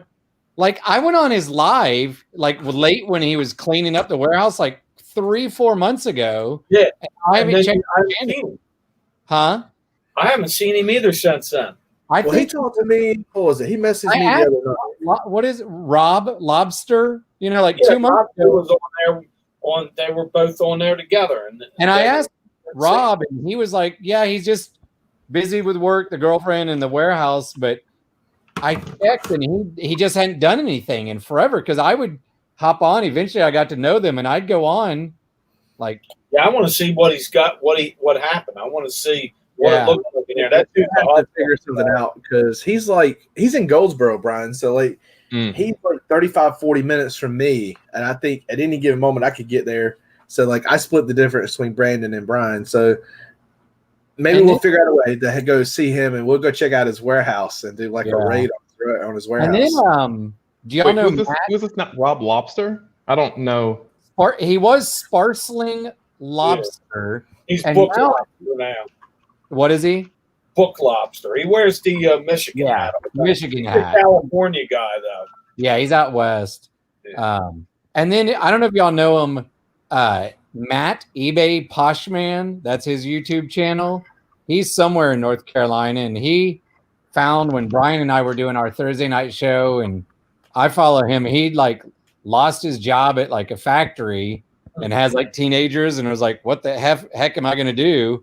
And so he was doing, and he still might be like Instacart, like some Uber, and started reselling and does a lot of like RA and stuff.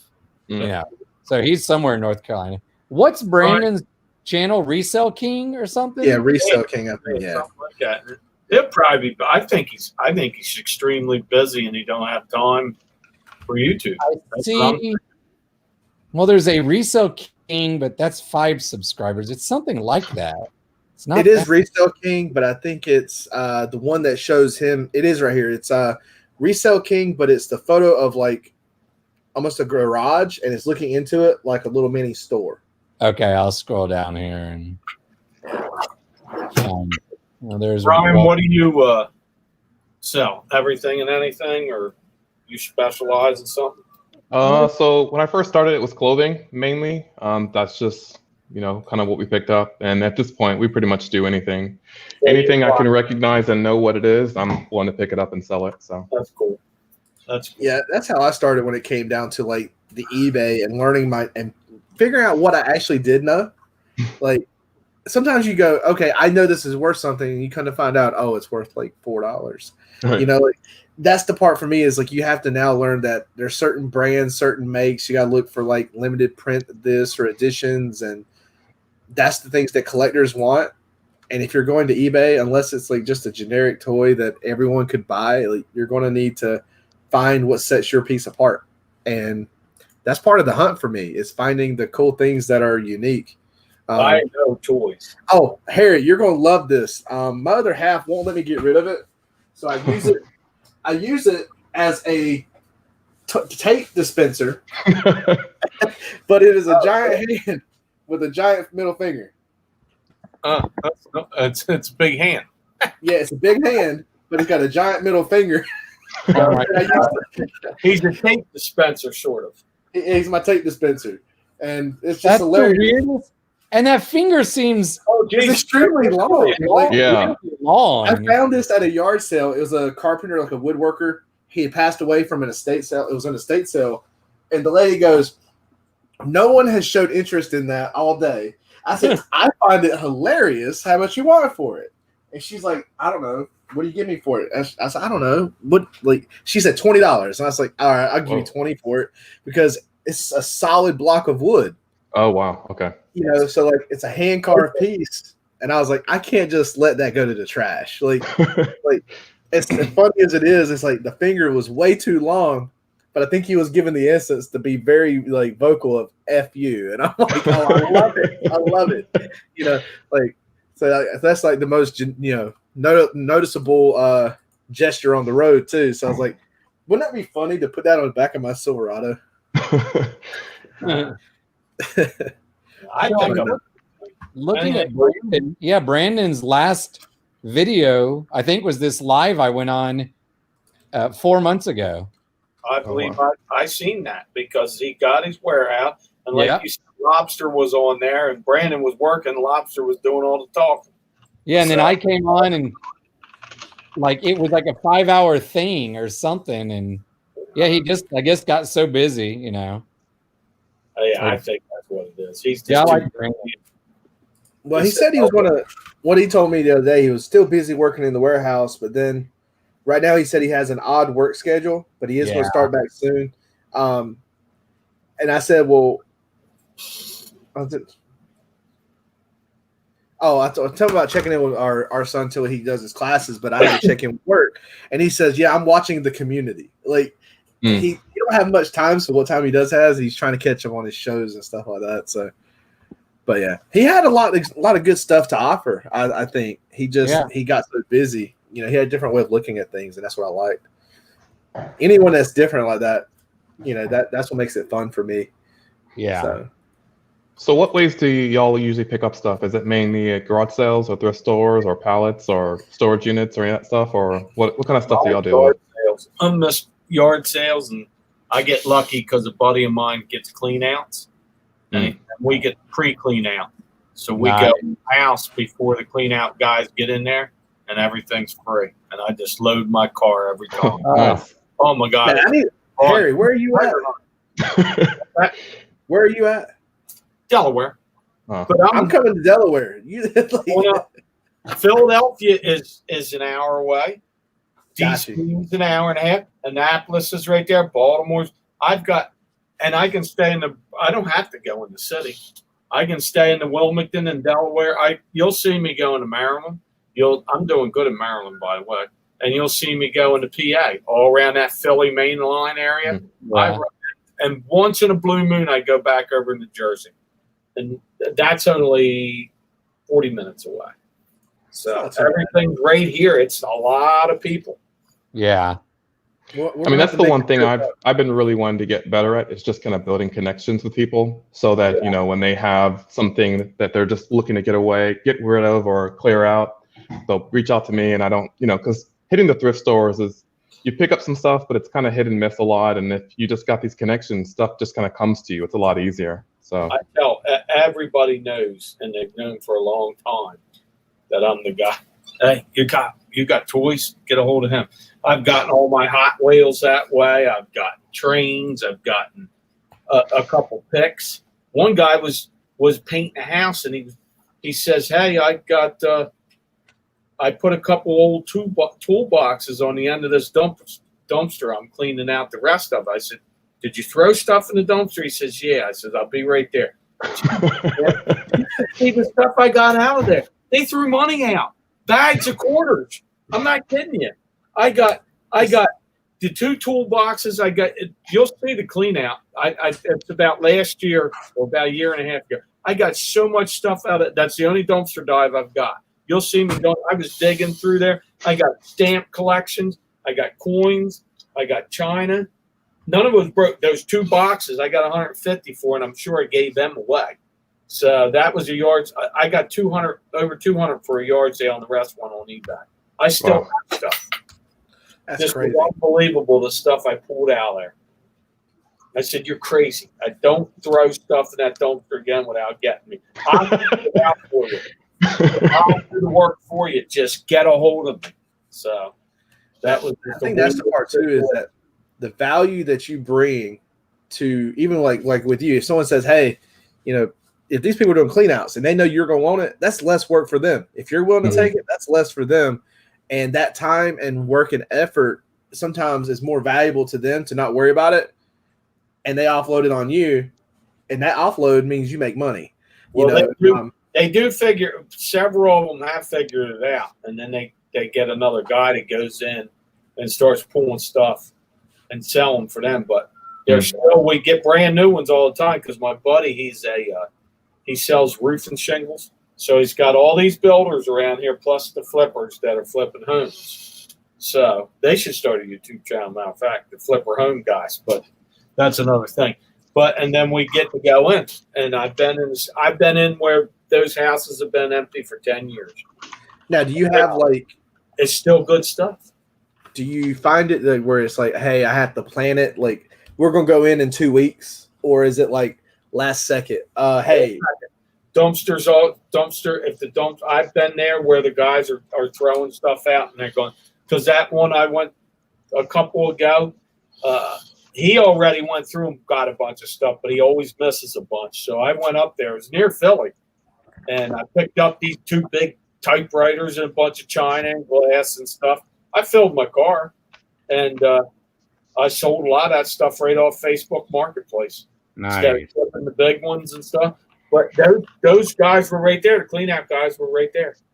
They were out in the yard doing chopping stuff down, filling the dumpster, and throwing out. They want it empty within a couple of days. They don't fool around. So when you get the call, you're getting there as quickly as you can, pretty much. If I'm at work, I'm pissed because I got to figure out if they're going to let me leave or not. So I'm getting jumpy too. They know he's got clean out. I know. That's fun, man. It really is. We went in what's the last one I had? The place, there was a smoker there. You can always tell when somebody's a smoker because the place smells like there's been smokers there. But that was the least, the worst one we had. I still did pretty good. They still had a lot of stuff in there. So that's where I sold my first piece of Tupperware out, believe it or not. All right, Brian. So we have the thing we're going to do here. Tupperware. So I'm going, that's crazy. We got to find people in North Carolina that's doing cleanouts that need help, and that's how me and you're going to start sourcing. Yeah. You know what you do when you drive and you see them old towns, say, I don't know how, if you're near just say Greensboro, isn't that North Carolina? Yeah, that's like an hour. So if it's got houses from the 40s and 30s, and you drive by and you see a dumpster in that yard that's full, ask the person or just peek around. If it's out of the yard, I think it's free to go in. If it's up in that driveway, then you're crossing. You better ask. Right. Or just yell if you don't care, just jump in there, start taking. But if we see them throwing stuff in there, I would say I'll pull over and I'll say, "Hey, you mind if I?" Sure, go ahead. I'll be in there. And I come in. They were tearing down the hotel, and I went in there while they were tearing it down. I got a picture off the wall, and that was it. But I wanted to look through there because I knew they were going to drop it quick. Yeah, you just never know what you can get in those kind of situations. So I'm not. See, that's what it's going to be from now on.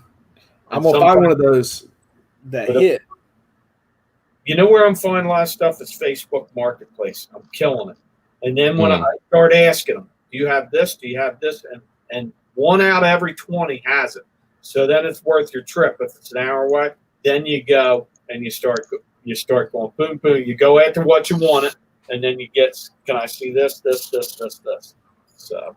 Yeah, I've seen a lot of cases where people go to garage sales and they have like a couple games out and they say, hey, you got the system? And then the system is sort of that next thing that either they have it and they sell it, and you can sort of build up that sale that at the garage sale that you thought was just going to be 1 or 2 games, but now it's a system, and you've got all these accessories and things, and that's how you kind of build up that awesome sell. That's Scott is good at that. It seems like, even though he's Amazon, that's when he does garage sales. That's what he's always told Brian and Kevin and I, ask for, do you have? And the videos I've watched, there's always people asking, like, do you have video games? Do you have video games? Do you have video games? And I guess I just look around at whatever's there, and I'm like, because I hadn't gone for months, and the last ones I've gone to were like vintage clothes and hats, so that's all I cared, and it was cheap. The guy was a reseller just trying to clear it out because he's helping his friend sell military stuff, and that lady who did the estate sales, but with garage sale prices, that's partially I went to her sale last week, was just to be like, it's that deal with a mask on. You can't be remembered as much, but I was like, no, remember I went to the last one. I was a teacher and we had text. I'd given her like my first card ever, you know? So it's like, I need to text her like I should tonight and be like, hey, when's your next thing? Yep. And just keep going and eventually be like, hey, can I come early? You know, like, you know, can I because come? if she knows it's going to be a guarantee, it's like, okay, you know. You know, I'll help you a little bit, you know, or something, you know. So yeah, I'm trying to figure out just there's few people, you know. Yeah, Some building up that network. yeah. Yeah. It helps if you can get like I said, my mom's given me some stuff, some heels because she doesn't feel safe wearing heels anymore because she's 76. So I'm like, okay, and they're nice shoes, like Ferragamo or something, and some purses. And I told her today, I was like, Mom, don't you give me stuff just to help me. No, I'm done with it. I'm like, okay, but Angie, this is like my cousin is like a sister. I was like, she took a couple things back she had given me the other day. I didn't get upset because Angie's given me so much stuff, you know. So I was like, well, Inky, if you want it back, Mom, if it hasn't sold, just, you know, just take it back. Where do you sell heels? Huh? That be Poshmark? Shoes. Posh, yeah. I mean, I'll put them on eBay too, but then I'll cross list it, yeah, to Poshmark, you know. Okay. But yeah, and I haven't done not Craigslist, Facebook Marketplace in a few months, but right when all the Corona hit, I went and got a printer and a vacuum for free, and I sold the printer for, maybe it was $100. Whatever it was, I just know I put it aside to pay for the new glasses that I ordered yesterday. So I need to take that money cash to the bank. But I did all these cash sales, and it was all like Facebook Marketplace, and most of them were like 2 or 3 things are free. One vacuum was like $10 and something else was $20, you know, and I made like $400 off of like 30 or something or 40. Right. I easily get frustrated with the Facebook Marketplace, especially like because there's no like, I guess you say structure to how. So like if someone says I want to sell a bunch of stuff and they list it for $5, and like, oh no, it's not $5, it's $50. They just put that number, they put the number to get it to show up. I still do. I like it because I meet them in a parking lot. I like it. They're going. I'm going. You don't see them again, and it's great. Well, I like that part of it, but it's that when you're searching, let's say you're searching for something, and it's like you see $1, or you see it annoys me when they go, no, I want 20. Like, could you just be honest and tell them what you want for it, and we can go from there? My personal favorite is like the 1, 2, 3, 4, 5. It's like this is not $1,245. That usually means they've got a number of things too. So I start looking, but then when they give me eBay prices, I just put thumbs up. Thank you. And usually that's what they're doing. I mean, I missed a monster on Facebook, and the best one was a Pennsylvania Railroad sign. This was American Picker moment. That sucker was double-sided. It was huge and said damaged. And I could see the damage. Whoop-de-doo. They're going to have some marks on them. $20 towards pickup. Man, I was ding, but it was gone. I was an hour. It was an hour old. I knew it was gone. That's over $1,000 sign easily. So I actually made stuff like that. Made an ad, and like you make an ad or like a post, and it's like, hey, like if you have things that you don't want to get rid of, kind of like clean out. I did one like a donation thing and made like hey, if you're getting rid of this stuff and you need someone to come help you get rid of it, let me know. Here's what things I'm looking for books, media. And I've had so many people reach out to me and they're like, you did one of those. I see insulator people. That's, I collect. You know me, I collect insulator. So you see them, they'll show the real nice ones, and then they say for $1, and then you look into it, they're buying them. They're not selling.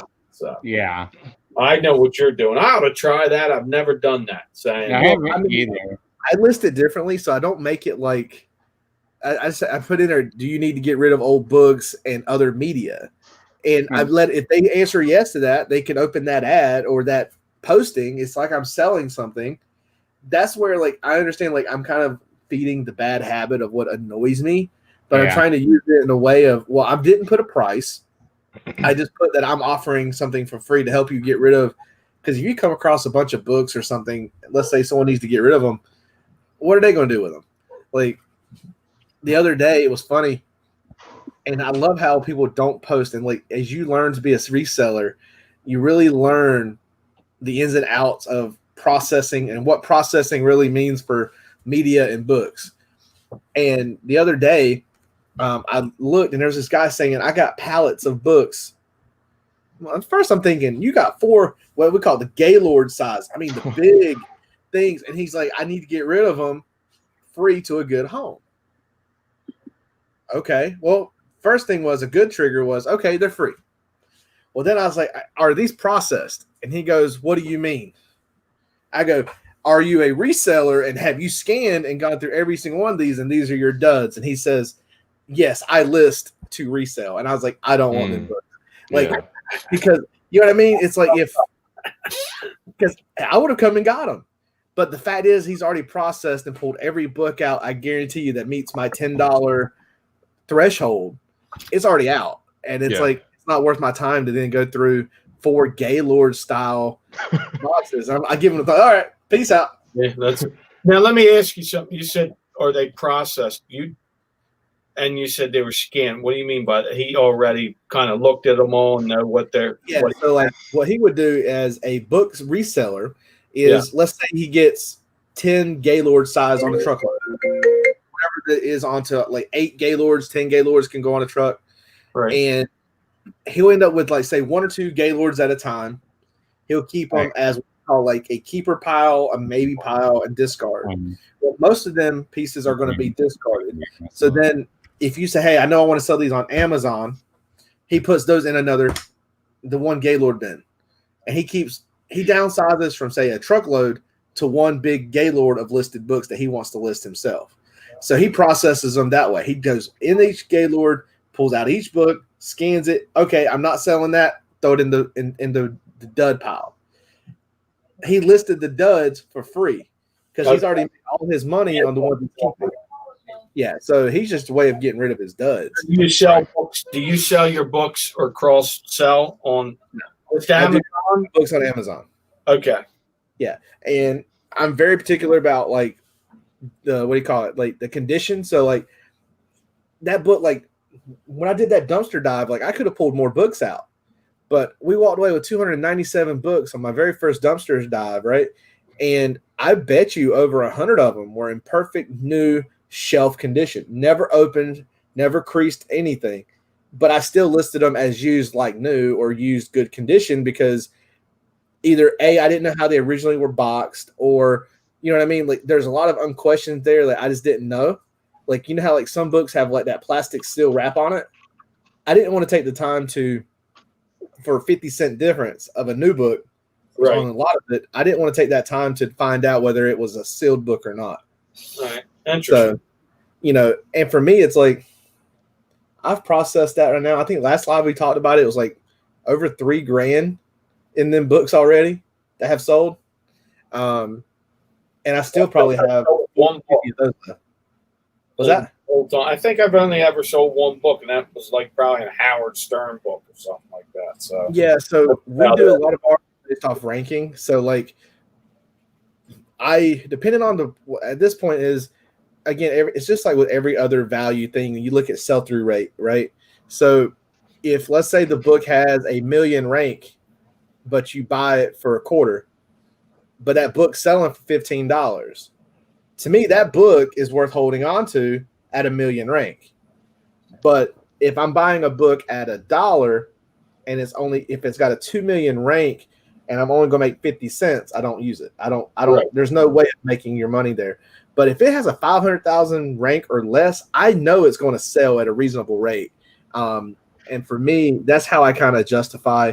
And it's a floating scale based off profit margin, because like I'm at a point now where it's like I can hold on to these books to get that higher value. Like I have to be a quick flip. So, and I try to be competitive, like some days I might just get that whim that says, you know what, I'm going to go in and work on all my books and I'm going to knock them down 15%. I don't care what it's selling for, because I do want to move inventory because my Amazon is literally, it's climbing every week. When I look at that payout, it's like, it's getting more and more on my payouts. And that's a good feeling. Like when you start seeing the effort that you put into it, same way with YouTube. Like I've been putting a lot of effort into my YouTube, trying to be consistent. And I've watched my subscriber count slowly start rising now. And it's like, oh, it's slowly paying off. And I think if you do it the same way, your business is the same way. And just like you built connections over, like how long have you been doing it with these guys? Like you've been knowing these guys for how long? How many years that you would do these clean outs? Or like, hey, he's the guy you go see for toys? Or we've done easily 3 or 4 years. Right. So but now it's like everyone knows, hey, Harry does this. Or at least someone might know, hey, you might want to reach out to him for this. That's how I was with a lot of the stuff when we had our own little store with our toy booth. People would come to me first and, my other half and be like, hey, do y'all have this piece? No, but I know where you can get it. Let me call my guy. They go, well, I can contact him. No. I'm not giving my guy up. Well, for one, I know there's commission for me. I'm not dumb. If you come to me, and that's the problem. If I know, let's say, I was like, well, they go, well, I'm willing to pay $100 for it. Hey, man, what you got on that piece? I was like, he goes, I need 70 for it.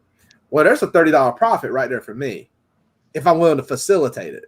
Right. And most of the time, these guys are willing to bring it to me at my store. I was like, well, I've got someone wanting it. If you want to come bring it.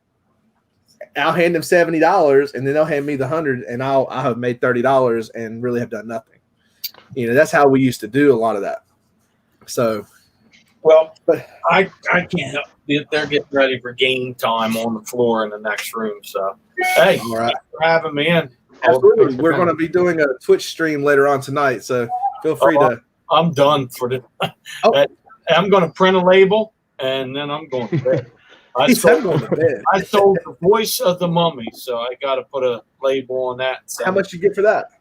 $19. That was an incomplete game Gotcha. that I had when I was a kid. I picked it out of my attic, saved from the dumpster. There you go. So there you go. Nice. Hey. All right, man. Well, it was a pleasure having you on, man. Nice talking to you, Clay. Oh, thank you. Good seeing you. Good seeing you, man. Addicted to the hustle. It's all right. Yeah, you got it, man. Okay. All right. Hey, good night. Thank you. Absolutely, man. See you. Absolutely, man. Everybody tomorrow. Maybe see you in the chat tomorrow night. Absolutely. All right. Later. Later. All right. Let me see if I can get out of here. Okay, there we go. Yeah, I haven't seen Harry. I don't watch near as many. Like when I first started my deal and Brian and I were doing our deal, like I knew who Alton kind of was because I'd always make A2H, right? And then like the bearded guys that I can't think that do the morning show and and I watched a lot more and then Kevin was like, list, don't watch as much. And then I was like, wow, I'm watching less YouTube. I'm still watching. I'm watching more stuff online now that I got internet. I got Apple TV, Hulu, Disney. Brian and I are splitting his YouTube, whatever. So I'm like, man, I got so many shows that I get to watch now. So my YouTube went just like down to nothing. But I'm like, yeah, I used to see Harry. Oh, and a good person, if you need to know how to pack almost anything, watch Mike flipping goodies. Yeah. He actually, I won a thing, and what's funny is on my last live, he had you won the stuff. That's right. I won that big pile of stuff, and I was just, I didn't think I was going to get it. And next I know, he's like, he ships it. I will tell you, UPS the USPS service hates me if I get big boxes.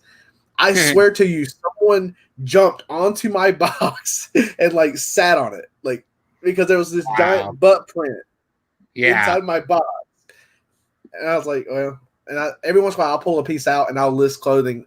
Clothing is the bane of my existence, and I have learned that is just not my realm.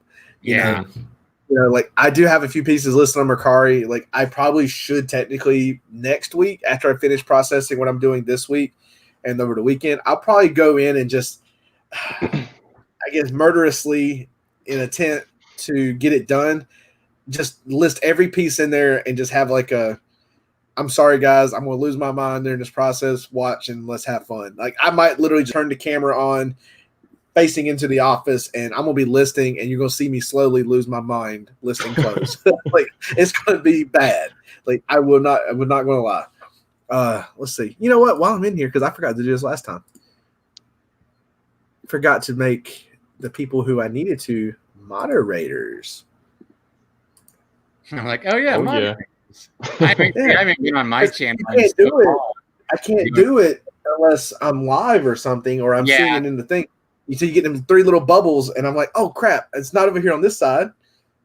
Yeah. So, see, I haven't done a live hangout like after Brian and I used to do the little like what I called my like post game or whatever, and I've never done it on my like self-help deal because I got 20 viewers, and I put the same thing usually on Instagram, and more people see it over on Instagram. Like today when I left school, I made like a 2-minute video, and then I'm like going, oh no, I had started doing the, like I learned from Here's Lynn, like do 50-second deals, and like, you know, you're talking and it's 50 seconds or 30 and you hit stop, or that's how I do it. And you hit start and then you continue with your next word. And that's how you upload all those to Instagram. And it's like the little doot, like Emily. And so I did a bunch of those on Instagram. Then I put the 2-minute one like on YouTube. Same idea basically, but I'm like, I get more people looking at my little self-help deal on Instagram. So I'm like, they click can YouTube, Plus, I don't tag anything. I don't use TubeBuddy yet or anything, you know. I need to learn how to start tagging all that, and yeah, that for me is big. Like we're actually working on, and I actually had a lot of good footage, but it unfortunately is probably going to be wasted now because it's probably going to be outdated. For the past 2 weeks, I've been working on getting a lot of this Walmart clearance stuff. What's being set on the clearance, but man, it is moving so fast right now, and by the time I want to release it, I want to release good, knowledgeable footage, and it's going to be outdated. And it's like, yeah. You know, so like, I'm probably still do it though. Well, I don't like giving out information that I don't want no one going out for it and going, "Oh, he said this was out there." Yeah. You know? Because Amazon, you're not. Yeah, you're trying to show them that what's hot now. Right, and I'm not necessarily going to. And I'll be honest with everybody, I'm not going to show you the items I'm selling. Okay. Like that's the trade-off, right? Because on one side you want to show them current stuff, but then you don't want to show them like that stuff, right? Right. That's why Brian doesn't do his lives as much. Sorry, because the wholesale he can't talk about it. Same idea. You can't say too much. Well, the way I figure it is if I'm taking the time to make a clearance video, like out of all of those items, let's say there's 50 items in my list that I want to show. There's probably one item that I've invested in. Now, either A, I don't include it, or B, I include it, but I didn't tell you that I bought it.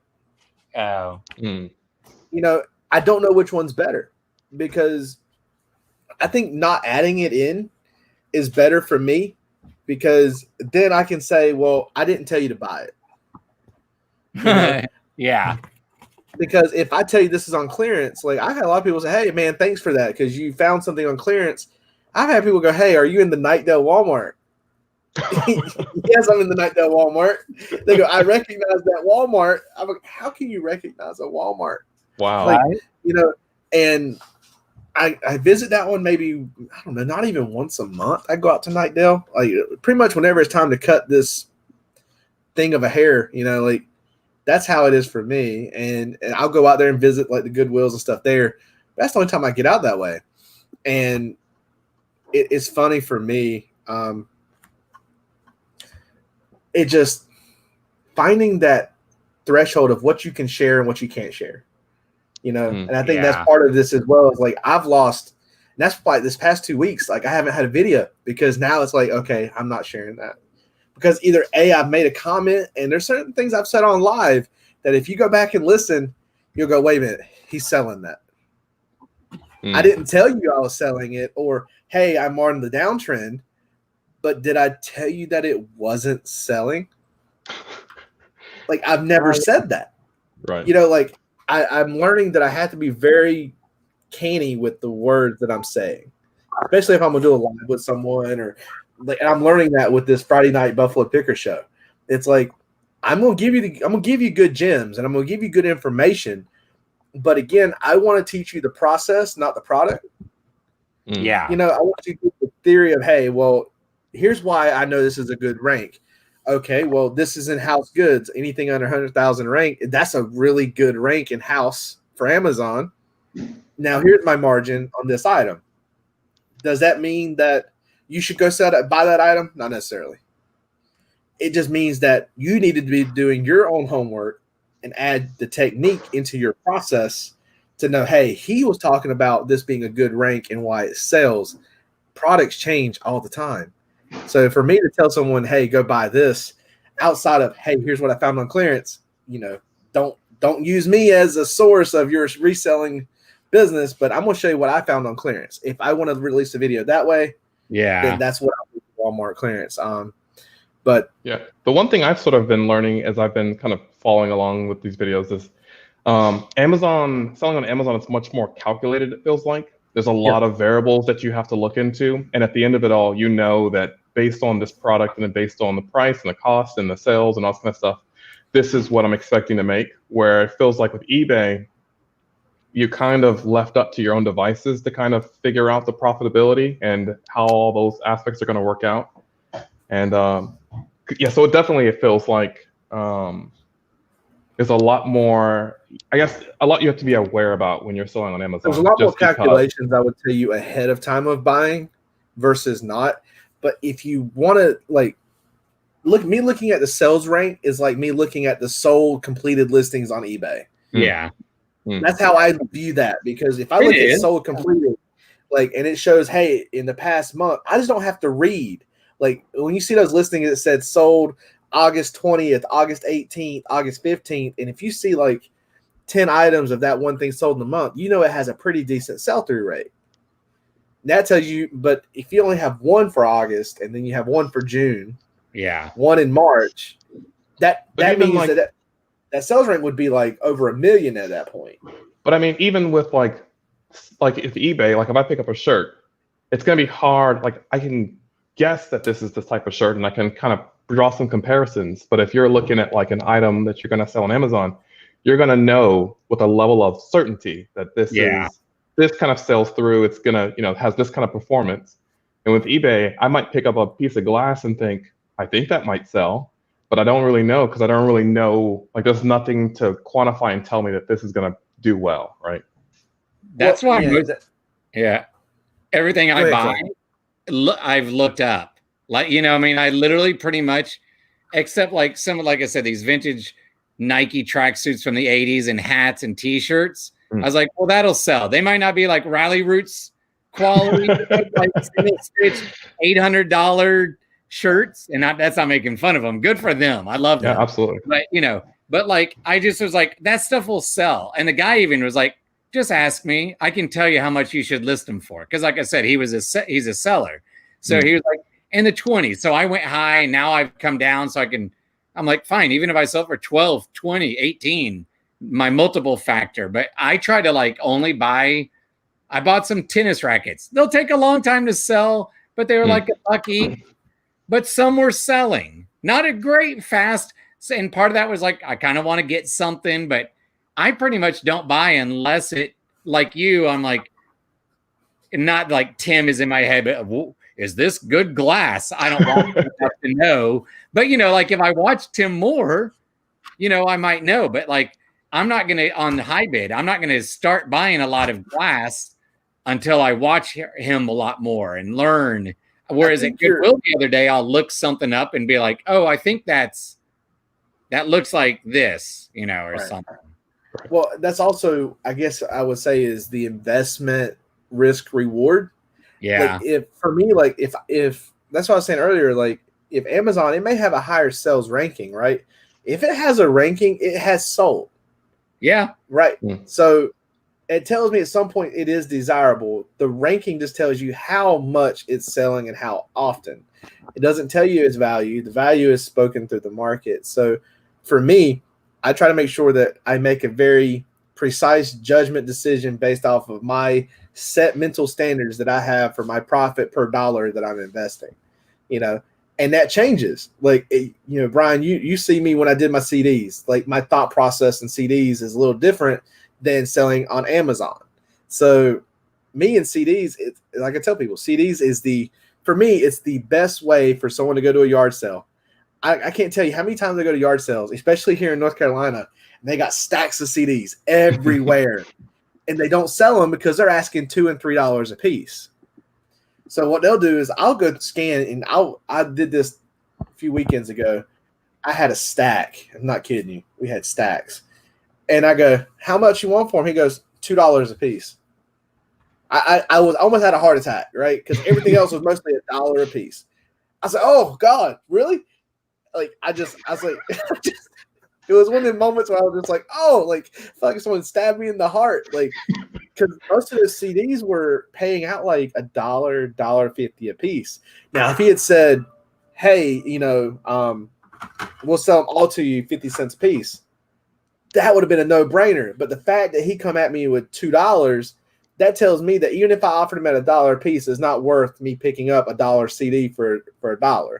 So I was like, man, come on, you could at least tell me $1 a piece, and then I could have negotiated for the amount that I had for 50 cents a piece. Like that's where people who are wanting to do these yard sales are not being honest with the value of the items that they're holding. And that's the hard part here is there's so many resellers east of North Carolina, eastern part of the state, because it does dwindle down to where it's the lower income, right? Like I'm on that threshold line of where anything east of us, it starts getting into like very rundown old towns, or if it's not a military base, it's like we're the like last the one edge. where Brandon's at, like that little town. Yeah, that's run down, and it's just there. He told me about that. Yeah, that town is like I will say this, and I'm sorry if anyone disagrees with me. If you could save all the people and move them, you would gladly. I would tell you, put a bubble over Goldsboro, drop a nuke or whatever it is, turn it to beaded glass, and start over, and you're better off. I think he made it sound like that basically too. It literally is. The only I looked it up on Google Maps, I think, with a satellite view because I was curious, like what it looked like. You know, like it is so bad outside of the Air Force stuff. The most beautiful part about everything with the Air Force is when the planes come in and flying. That's you look it up. You're not looking at what's down here. You're looking up in the sky and hope it ain't raining. Yeah.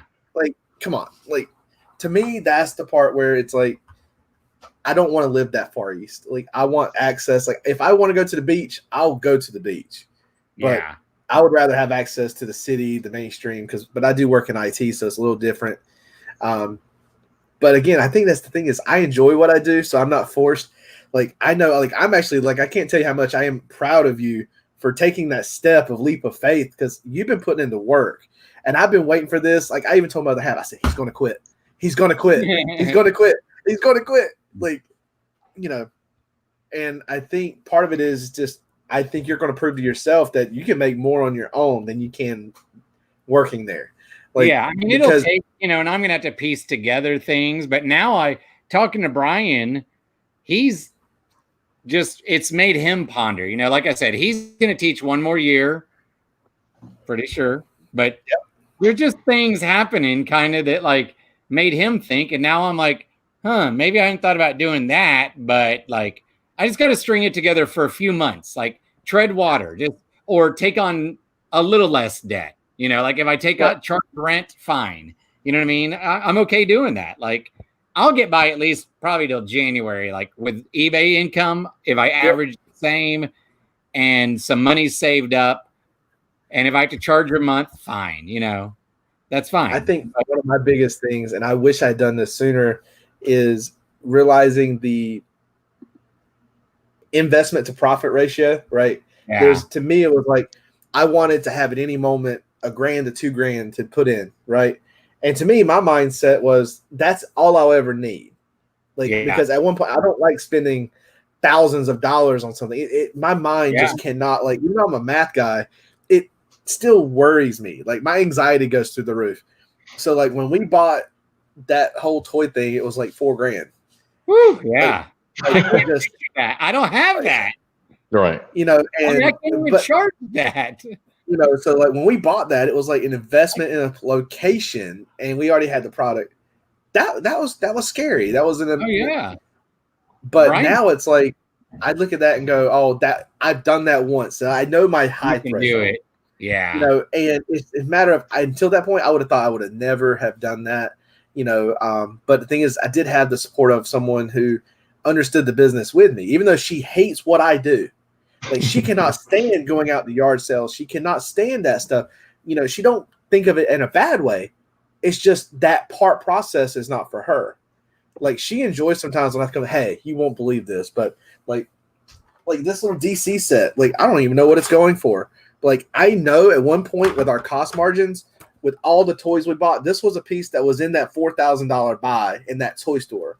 And I was going to randomly just look it up. It's been in storage for a year. And I was going to do it live on camera. So let's see. Oh, if I need some light here. Look at that. Nano metal figures. I don't know if I can see that. It's selling for $19.99. Now, I need approval because I'm not cleared to do DC through Amazon yet. But I am cleared to sell this on Mercari. And Mercari sells a lot of stinking toys. So right now it's $19.99 plus $5.99 shipping. So why can't I just put this on Mercari for $25 free shipping? Yeah, or $30. Does Mercari do offers?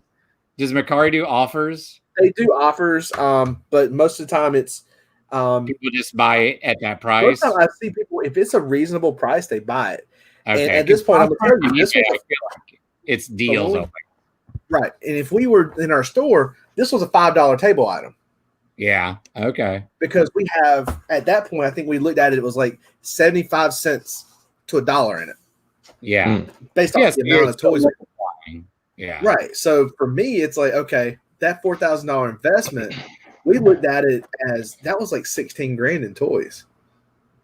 Yeah. Most of it, you know, and now that some of this stuff is going up, like when I remember looking this up, this was a $10 piece. So I sold it at half its retail, and I knew we had less than $1 in it. So when you buy over 4,000 items for four grand, even though the number you look at, I bought them all for $1 a piece. But it's still $4 grand. You're like, oh my god! I'm trying to think. Like, I'm not going to say it, even though it might just be us watching. I still don't. Yeah, it might just be us. So I'll just say Ollie real quick. I'll say it once there, where you know. But like, I'm sitting there thinking, well, I want to get some of this and this and this, and if I just get a few. But not just jewelry, like maybe some yoga pants, because my cousin like teaches yoga and she's fashionable. And then like Brian's doing mask, you know, he also bought the thermometers, and those are more expensive. So I'm like, God, I could end up spending like whatever. Whereas the other day I spent in 2 days, I spent like $50. It'll turn into, I don't know, $250, you know, or 150 to 3 or something. So I'm like going, I can't imagine shelling out like that. And especially now that my last paycheck came last week or 2 weeks ago. So I'm like, how do I spend $500 at once? I can go to all these Goodwills and get, but I mean, I know it'll be worth it. I've seen Brian do the wholesale. I know how to find the pieces, you know, or whatever. And I think that's the fun part. You said mask, right? So like it did show up there. I'm using this one as a speaker cover. Oh, you're right. So, but it's my mask that I had made. It looks good. You know? Yeah. Right. So, but now it's going to be part of my ornamentation for. I like that. Yeah, you're behind. But yeah, that's the difficulty, right? When you have this like potential big buy or this big bulk buy, and you're looking at the price and you're calculating it all out, like, I can make sense. This will sell. I can make money off of it, but can I do it? Is the question that sort of lingers, at least in my head. You have to really understand how you operate, you know. And you know, like I said, I've never made a buy like that. And the fact is, you go, if I put my money in, I'm forced to get my money back out. And you have to have that mentality. You can't feel defeated. You know, I mean, like, you might lose, like, some of the things you might lose on, but then there's other things that you're going to gain tremendously on. Like this was an unexpected. I just looked it up in front of you. I'm going to grab this and I'm going to look it up live on, and we were selling it for $5, and now I'm going to be asking $25 this year. You know why? Because you can't find them hardly. This is like you would find it right off the shelf. Like, this is, but I've probably got 40 or 50 of these pieces. So now you start adding that math up and go, wow, that went from a $5 piece at 50 times, you're talking what, $250 in sales in the store when I did it. Now, if you're talking $18 profit times the same 40 or 50 pieces, you're like, okay, now we're really talking money. Now that value of what we invested has actually gone up because you can't find these pieces that are already open. And I have pieces that, like, for those figures, they have the big wall displays. And they would light them up, and you can see the figures. What was that show? The celebrity show where everybody was in the cubes, and they did like a game show kind of deal. Oh, like the 9 people. That's what it reminds me of. You see, like, this little thing, and I might, and it's like it lights up in these cubes, and you put each figure in it, and when it lights up, you can see each figure. That's cool. And it looks like it belongs on the back of this wall back here. Yeah, I'm almost tempted to do that and put one up there and let people see it, but that's an $80 piece. I don't want to open it. Right. that's really hard to me. It's like, oh wait. Yeah, $2. Yeah, like me wearing a T-shirt that I even paid $4.50 for. Yeah. You know what's funny is I know people who do resale, right? And they wear all these vintage shirts. They post them, right? Well, I saw the other day. I go, aren't you selling that shirt? And they go, yeah, I wanted to wear it today. Okay. Like, he goes, what's the worst case scenario? He goes, I paid $1 for it. What's the worst case scenario that could happen? I could ruin it, have to take the listing down. Yeah. Like, okay. Like, I guess you're not going to ruin that many clothes. It kind of goes along with what Brian was saying last time we were live, that when he bought stuff for clothes, it's like you kind of make that decision of, well, if it don't sell, I guess I can force myself to wear it if I need to. Right. Yeah. It's part of my inventory now, so it's part of my clothing. I could use it. Yeah, it's all good. I just realized I need to look in my closet. It's not like a lot of my like button-down shirts. They're like Banana Republic and like nice, and I know they won't sell for a ton. But when's the next time I can't get away with wearing, like, sure, if I go monitor those like kids for that month doing like the pod learning, sure. When I go meet them next week, I'll put on like my Lululemon pants and like some real shoes, and like a collared shirt. But like when I go monitor them, I'll probably just either wear like shorts, sweatpants, or those Lulu pants with sneakers or sandals and a T-shirt and a hoodie.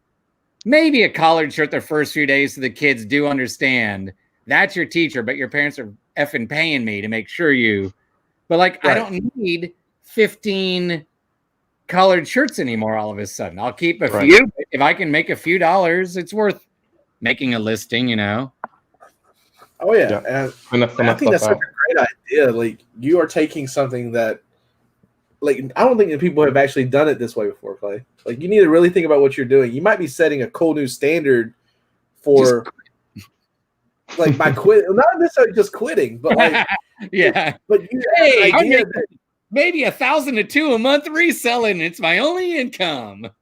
I mean, but there's something about like taking your skill set, right? Because you're a teacher, you have the skill set, and you're taking that from this like the obvious job and taking it and making it into something that is yours and something that you can build off of that, right?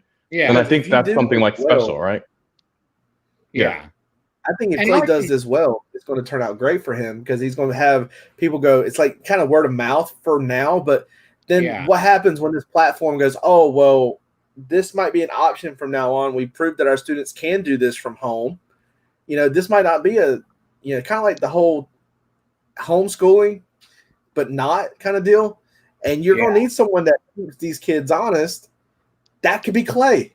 And there's a lot of people, like I said, in these nanny groups I posted, I messaged with several people who had commented either on mine or I found their post and I asked them, like, what are you getting paid? How are you doing it? What grade? Blah, blah, blah, and they were open and like honest. And several were great. They were like, I do elementary. So if you need help with like, if the parents need you to, or want you to do extras, like some history or science, I got you. Like I know history, but it's like, so I was like, that helps. So yeah, this is a growing thing. And sure, it is for the haves. It's for the 1% in a sense, but I mean, and I'm not downplaying because I hate that. Like a lot of my students are in the other, and I know technically I'm probably not a 1%, but I kind of be like, think that I grew up in nice areas, got to take trips. Even though I've been in debt as an adult, I take trips.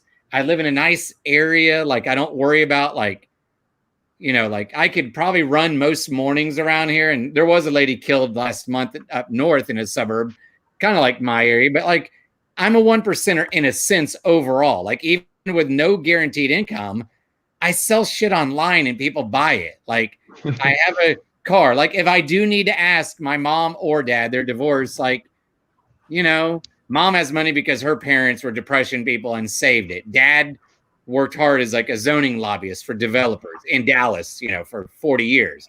So it's like, I don't want to because I'm 47, but it's like, I know I'm lucky. But right. yeah, You've got that insulation there, just if you need to fall back on it, if you have to, right? But I'm lucky to have a credit card that I can charge like months and months, 3 months rent or 4 before it's capped out, and worst case, I go get cash off that credit card, deposit it to pay the minimum for that credit card. I did that 15 years ago when I was super depressed and not working. That's how I paid my bills. It was like literally just creative. I made $50 a week delivering a little weekly newspaper. Lived in dad's back house, luckily. So, but this is a whole new deal for a lot of teachers or nannies, and yeah. Like, I think that's great. Like, finding, like, again, I feel like every time there's something major, something causes people to be creative, right? Like, yeah, this whole resale thing, like, it's nothing new, but there has been an inflation of it because of either it's intriguing or it is a rush, and a lot of people didn't realize it. And then even this year with the pandemic, I've noticed reselling is becoming more and more of an option because of the need of the income. And it's like, but now I feel like this year sales for me are way lower than they've been in the years. It's like, maybe it's because of the amount of resellers that are out, or it could be the less amount of buyers because let's be honest, the people who are spending the money right now can't afford to. Yeah. It would be normally doing it. So there's a fine line. And I think that's where, like, I'm trying to price my stuff fairly because I'm trying to think of the person who really wants it. And I go, I don't really want it. Yeah. So if you really want it, I want to be fair to you. I'm trying to price it to more between whatever, quick nickel, slow dime. Yeah. That's why I bumped prices 10%, then did a 40% sale, and it's helped. And then on Posh, I just went in and like there's no sale, so I just had to, mark it down. But now that you say that, I'm like going, and then on eBay, that'll trigger the algorithm, because Chris Daily Refinement was on with Pure Hustle Sunday, and I listened to that while I ran last night, and but all of them were like, sometimes it is just break even. If you're willing to break even to trigger the algorithm, like I listened in a few days, and now that it's 8:30 and I got to go take a package to the post office in a minute, I'm like, so I won't list, but like on the way back from San Antonio tomorrow, I'm sure my cousin will drive. If I drive some, she'll drive some, and I can list while I'm in the car, and then that's the beauty of this. Trigger that. That's why, like, when I was telling you, like, I'm gonna list a bunch of this stuff and get it done. I went, no. That was my first thing. No, yeah, break it up. Yeah, no, break it up. And yeah. he goes, what? I go, because if you do 100 listings in a day, it doesn't, and then you go stagnant for 6 days, and they're going to go, do good. Doesn't do you any good at all. Yeah, so that's something I've heard consistently across all listing platforms. Like, because my wife's been listing some clothes on like Kitizen, which is like a kid-specific app. Yeah. And they actually suggested explicitly to list one over a couple of days rather than just listing them all at one time. Boom. Yeah. Yeah. Well, I mean, and that's where people get on me, and it's like, well, but I want my product out there for the most amount of time. Yeah. And I thought, okay, well, think about how much time you've already had the product and it's not been out there. So, like, let's say you hold on to it for a week as you're listing and preparing. You know what I mean? Let's say 7 days. It's been in your possession for 7 days. And then you hit listing you bought 100 items, or let's make it easy, 70 items. You're going to do 10 a day for 7 days. You've held it for 7. Well, you've got 10 items from day 1 that you listed on day 8. Now, if you look at when you actually touched the product and got it ready to list it, it's only a 7-day layout. I mean, from day 2, if you got 10 more items, day 9, if you do it like that every week, the things you're prepping to list today, next week is going to go live at this time. Like, and that's what I used to do. And I'll tell you, I made more off consistency of sale than getting my sale up 5 days sooner. Because but now that's not necessarily the safe way to play it. If you know, hey man, for some reason this thing is hitting right now. Like that's not everything we buy, to resell, right?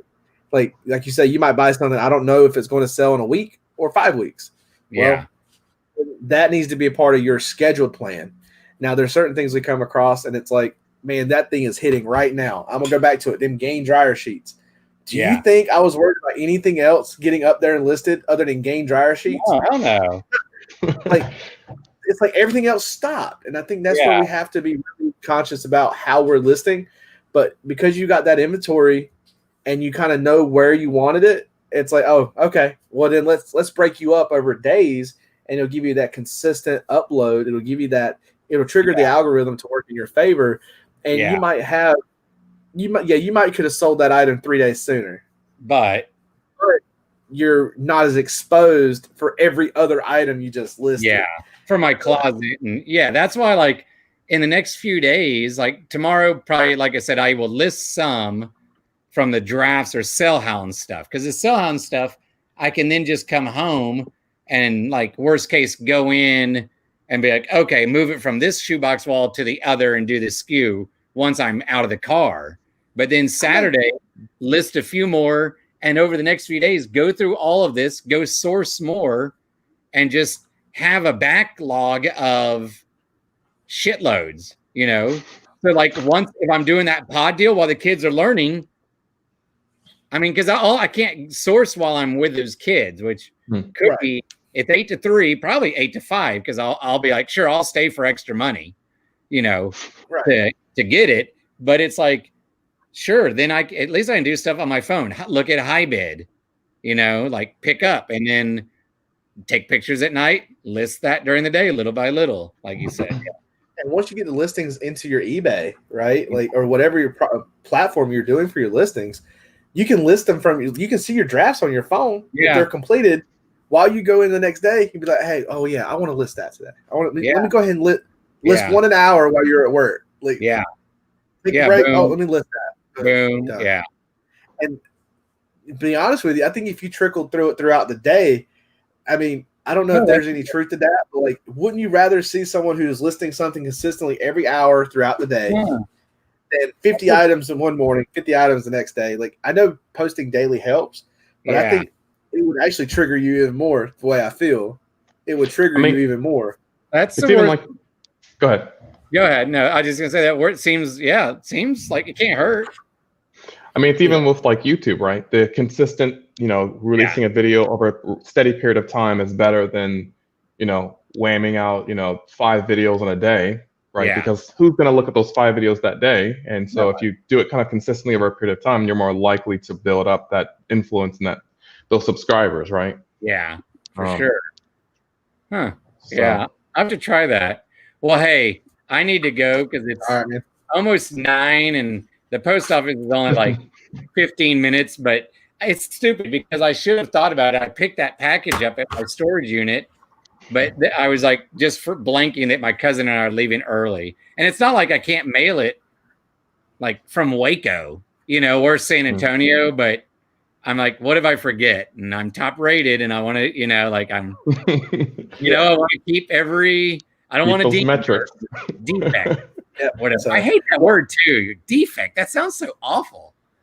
Defect has a funny way of changing, but when I really understood what defect meant for me, not necessarily by their parameters, that's why I got away from eBay. Okay. So, and that's a whole other story. We can dig into that one more. But yeah, we'll go ahead and wrap it up, man. It's already been over 2 hours, and I realize it's 9:40 at night for me. And I know Brian's hanging out. Play or something. Yeah, I'm gonna be on Twitch. So anybody who catches this by the time we end, I know Tommy's coming on at 11 p.m. tonight. He'll be on tonight live on Twitch and YouTube, and I'll be in there as well. So I'm sure Brian will hop in on Tommy's show. Because I don't know why, but lately I'm a night owl and I can't sleep. Yeah. So, I get emails when you go live on Twitch, and now I've done the random deal where I only really want to see people like earlier today, I watched some girl in Japan walking around because it was like 1 a.m. there. I'll watch you play video games, but I don't want to watch other people play video games. I want to see people just talking.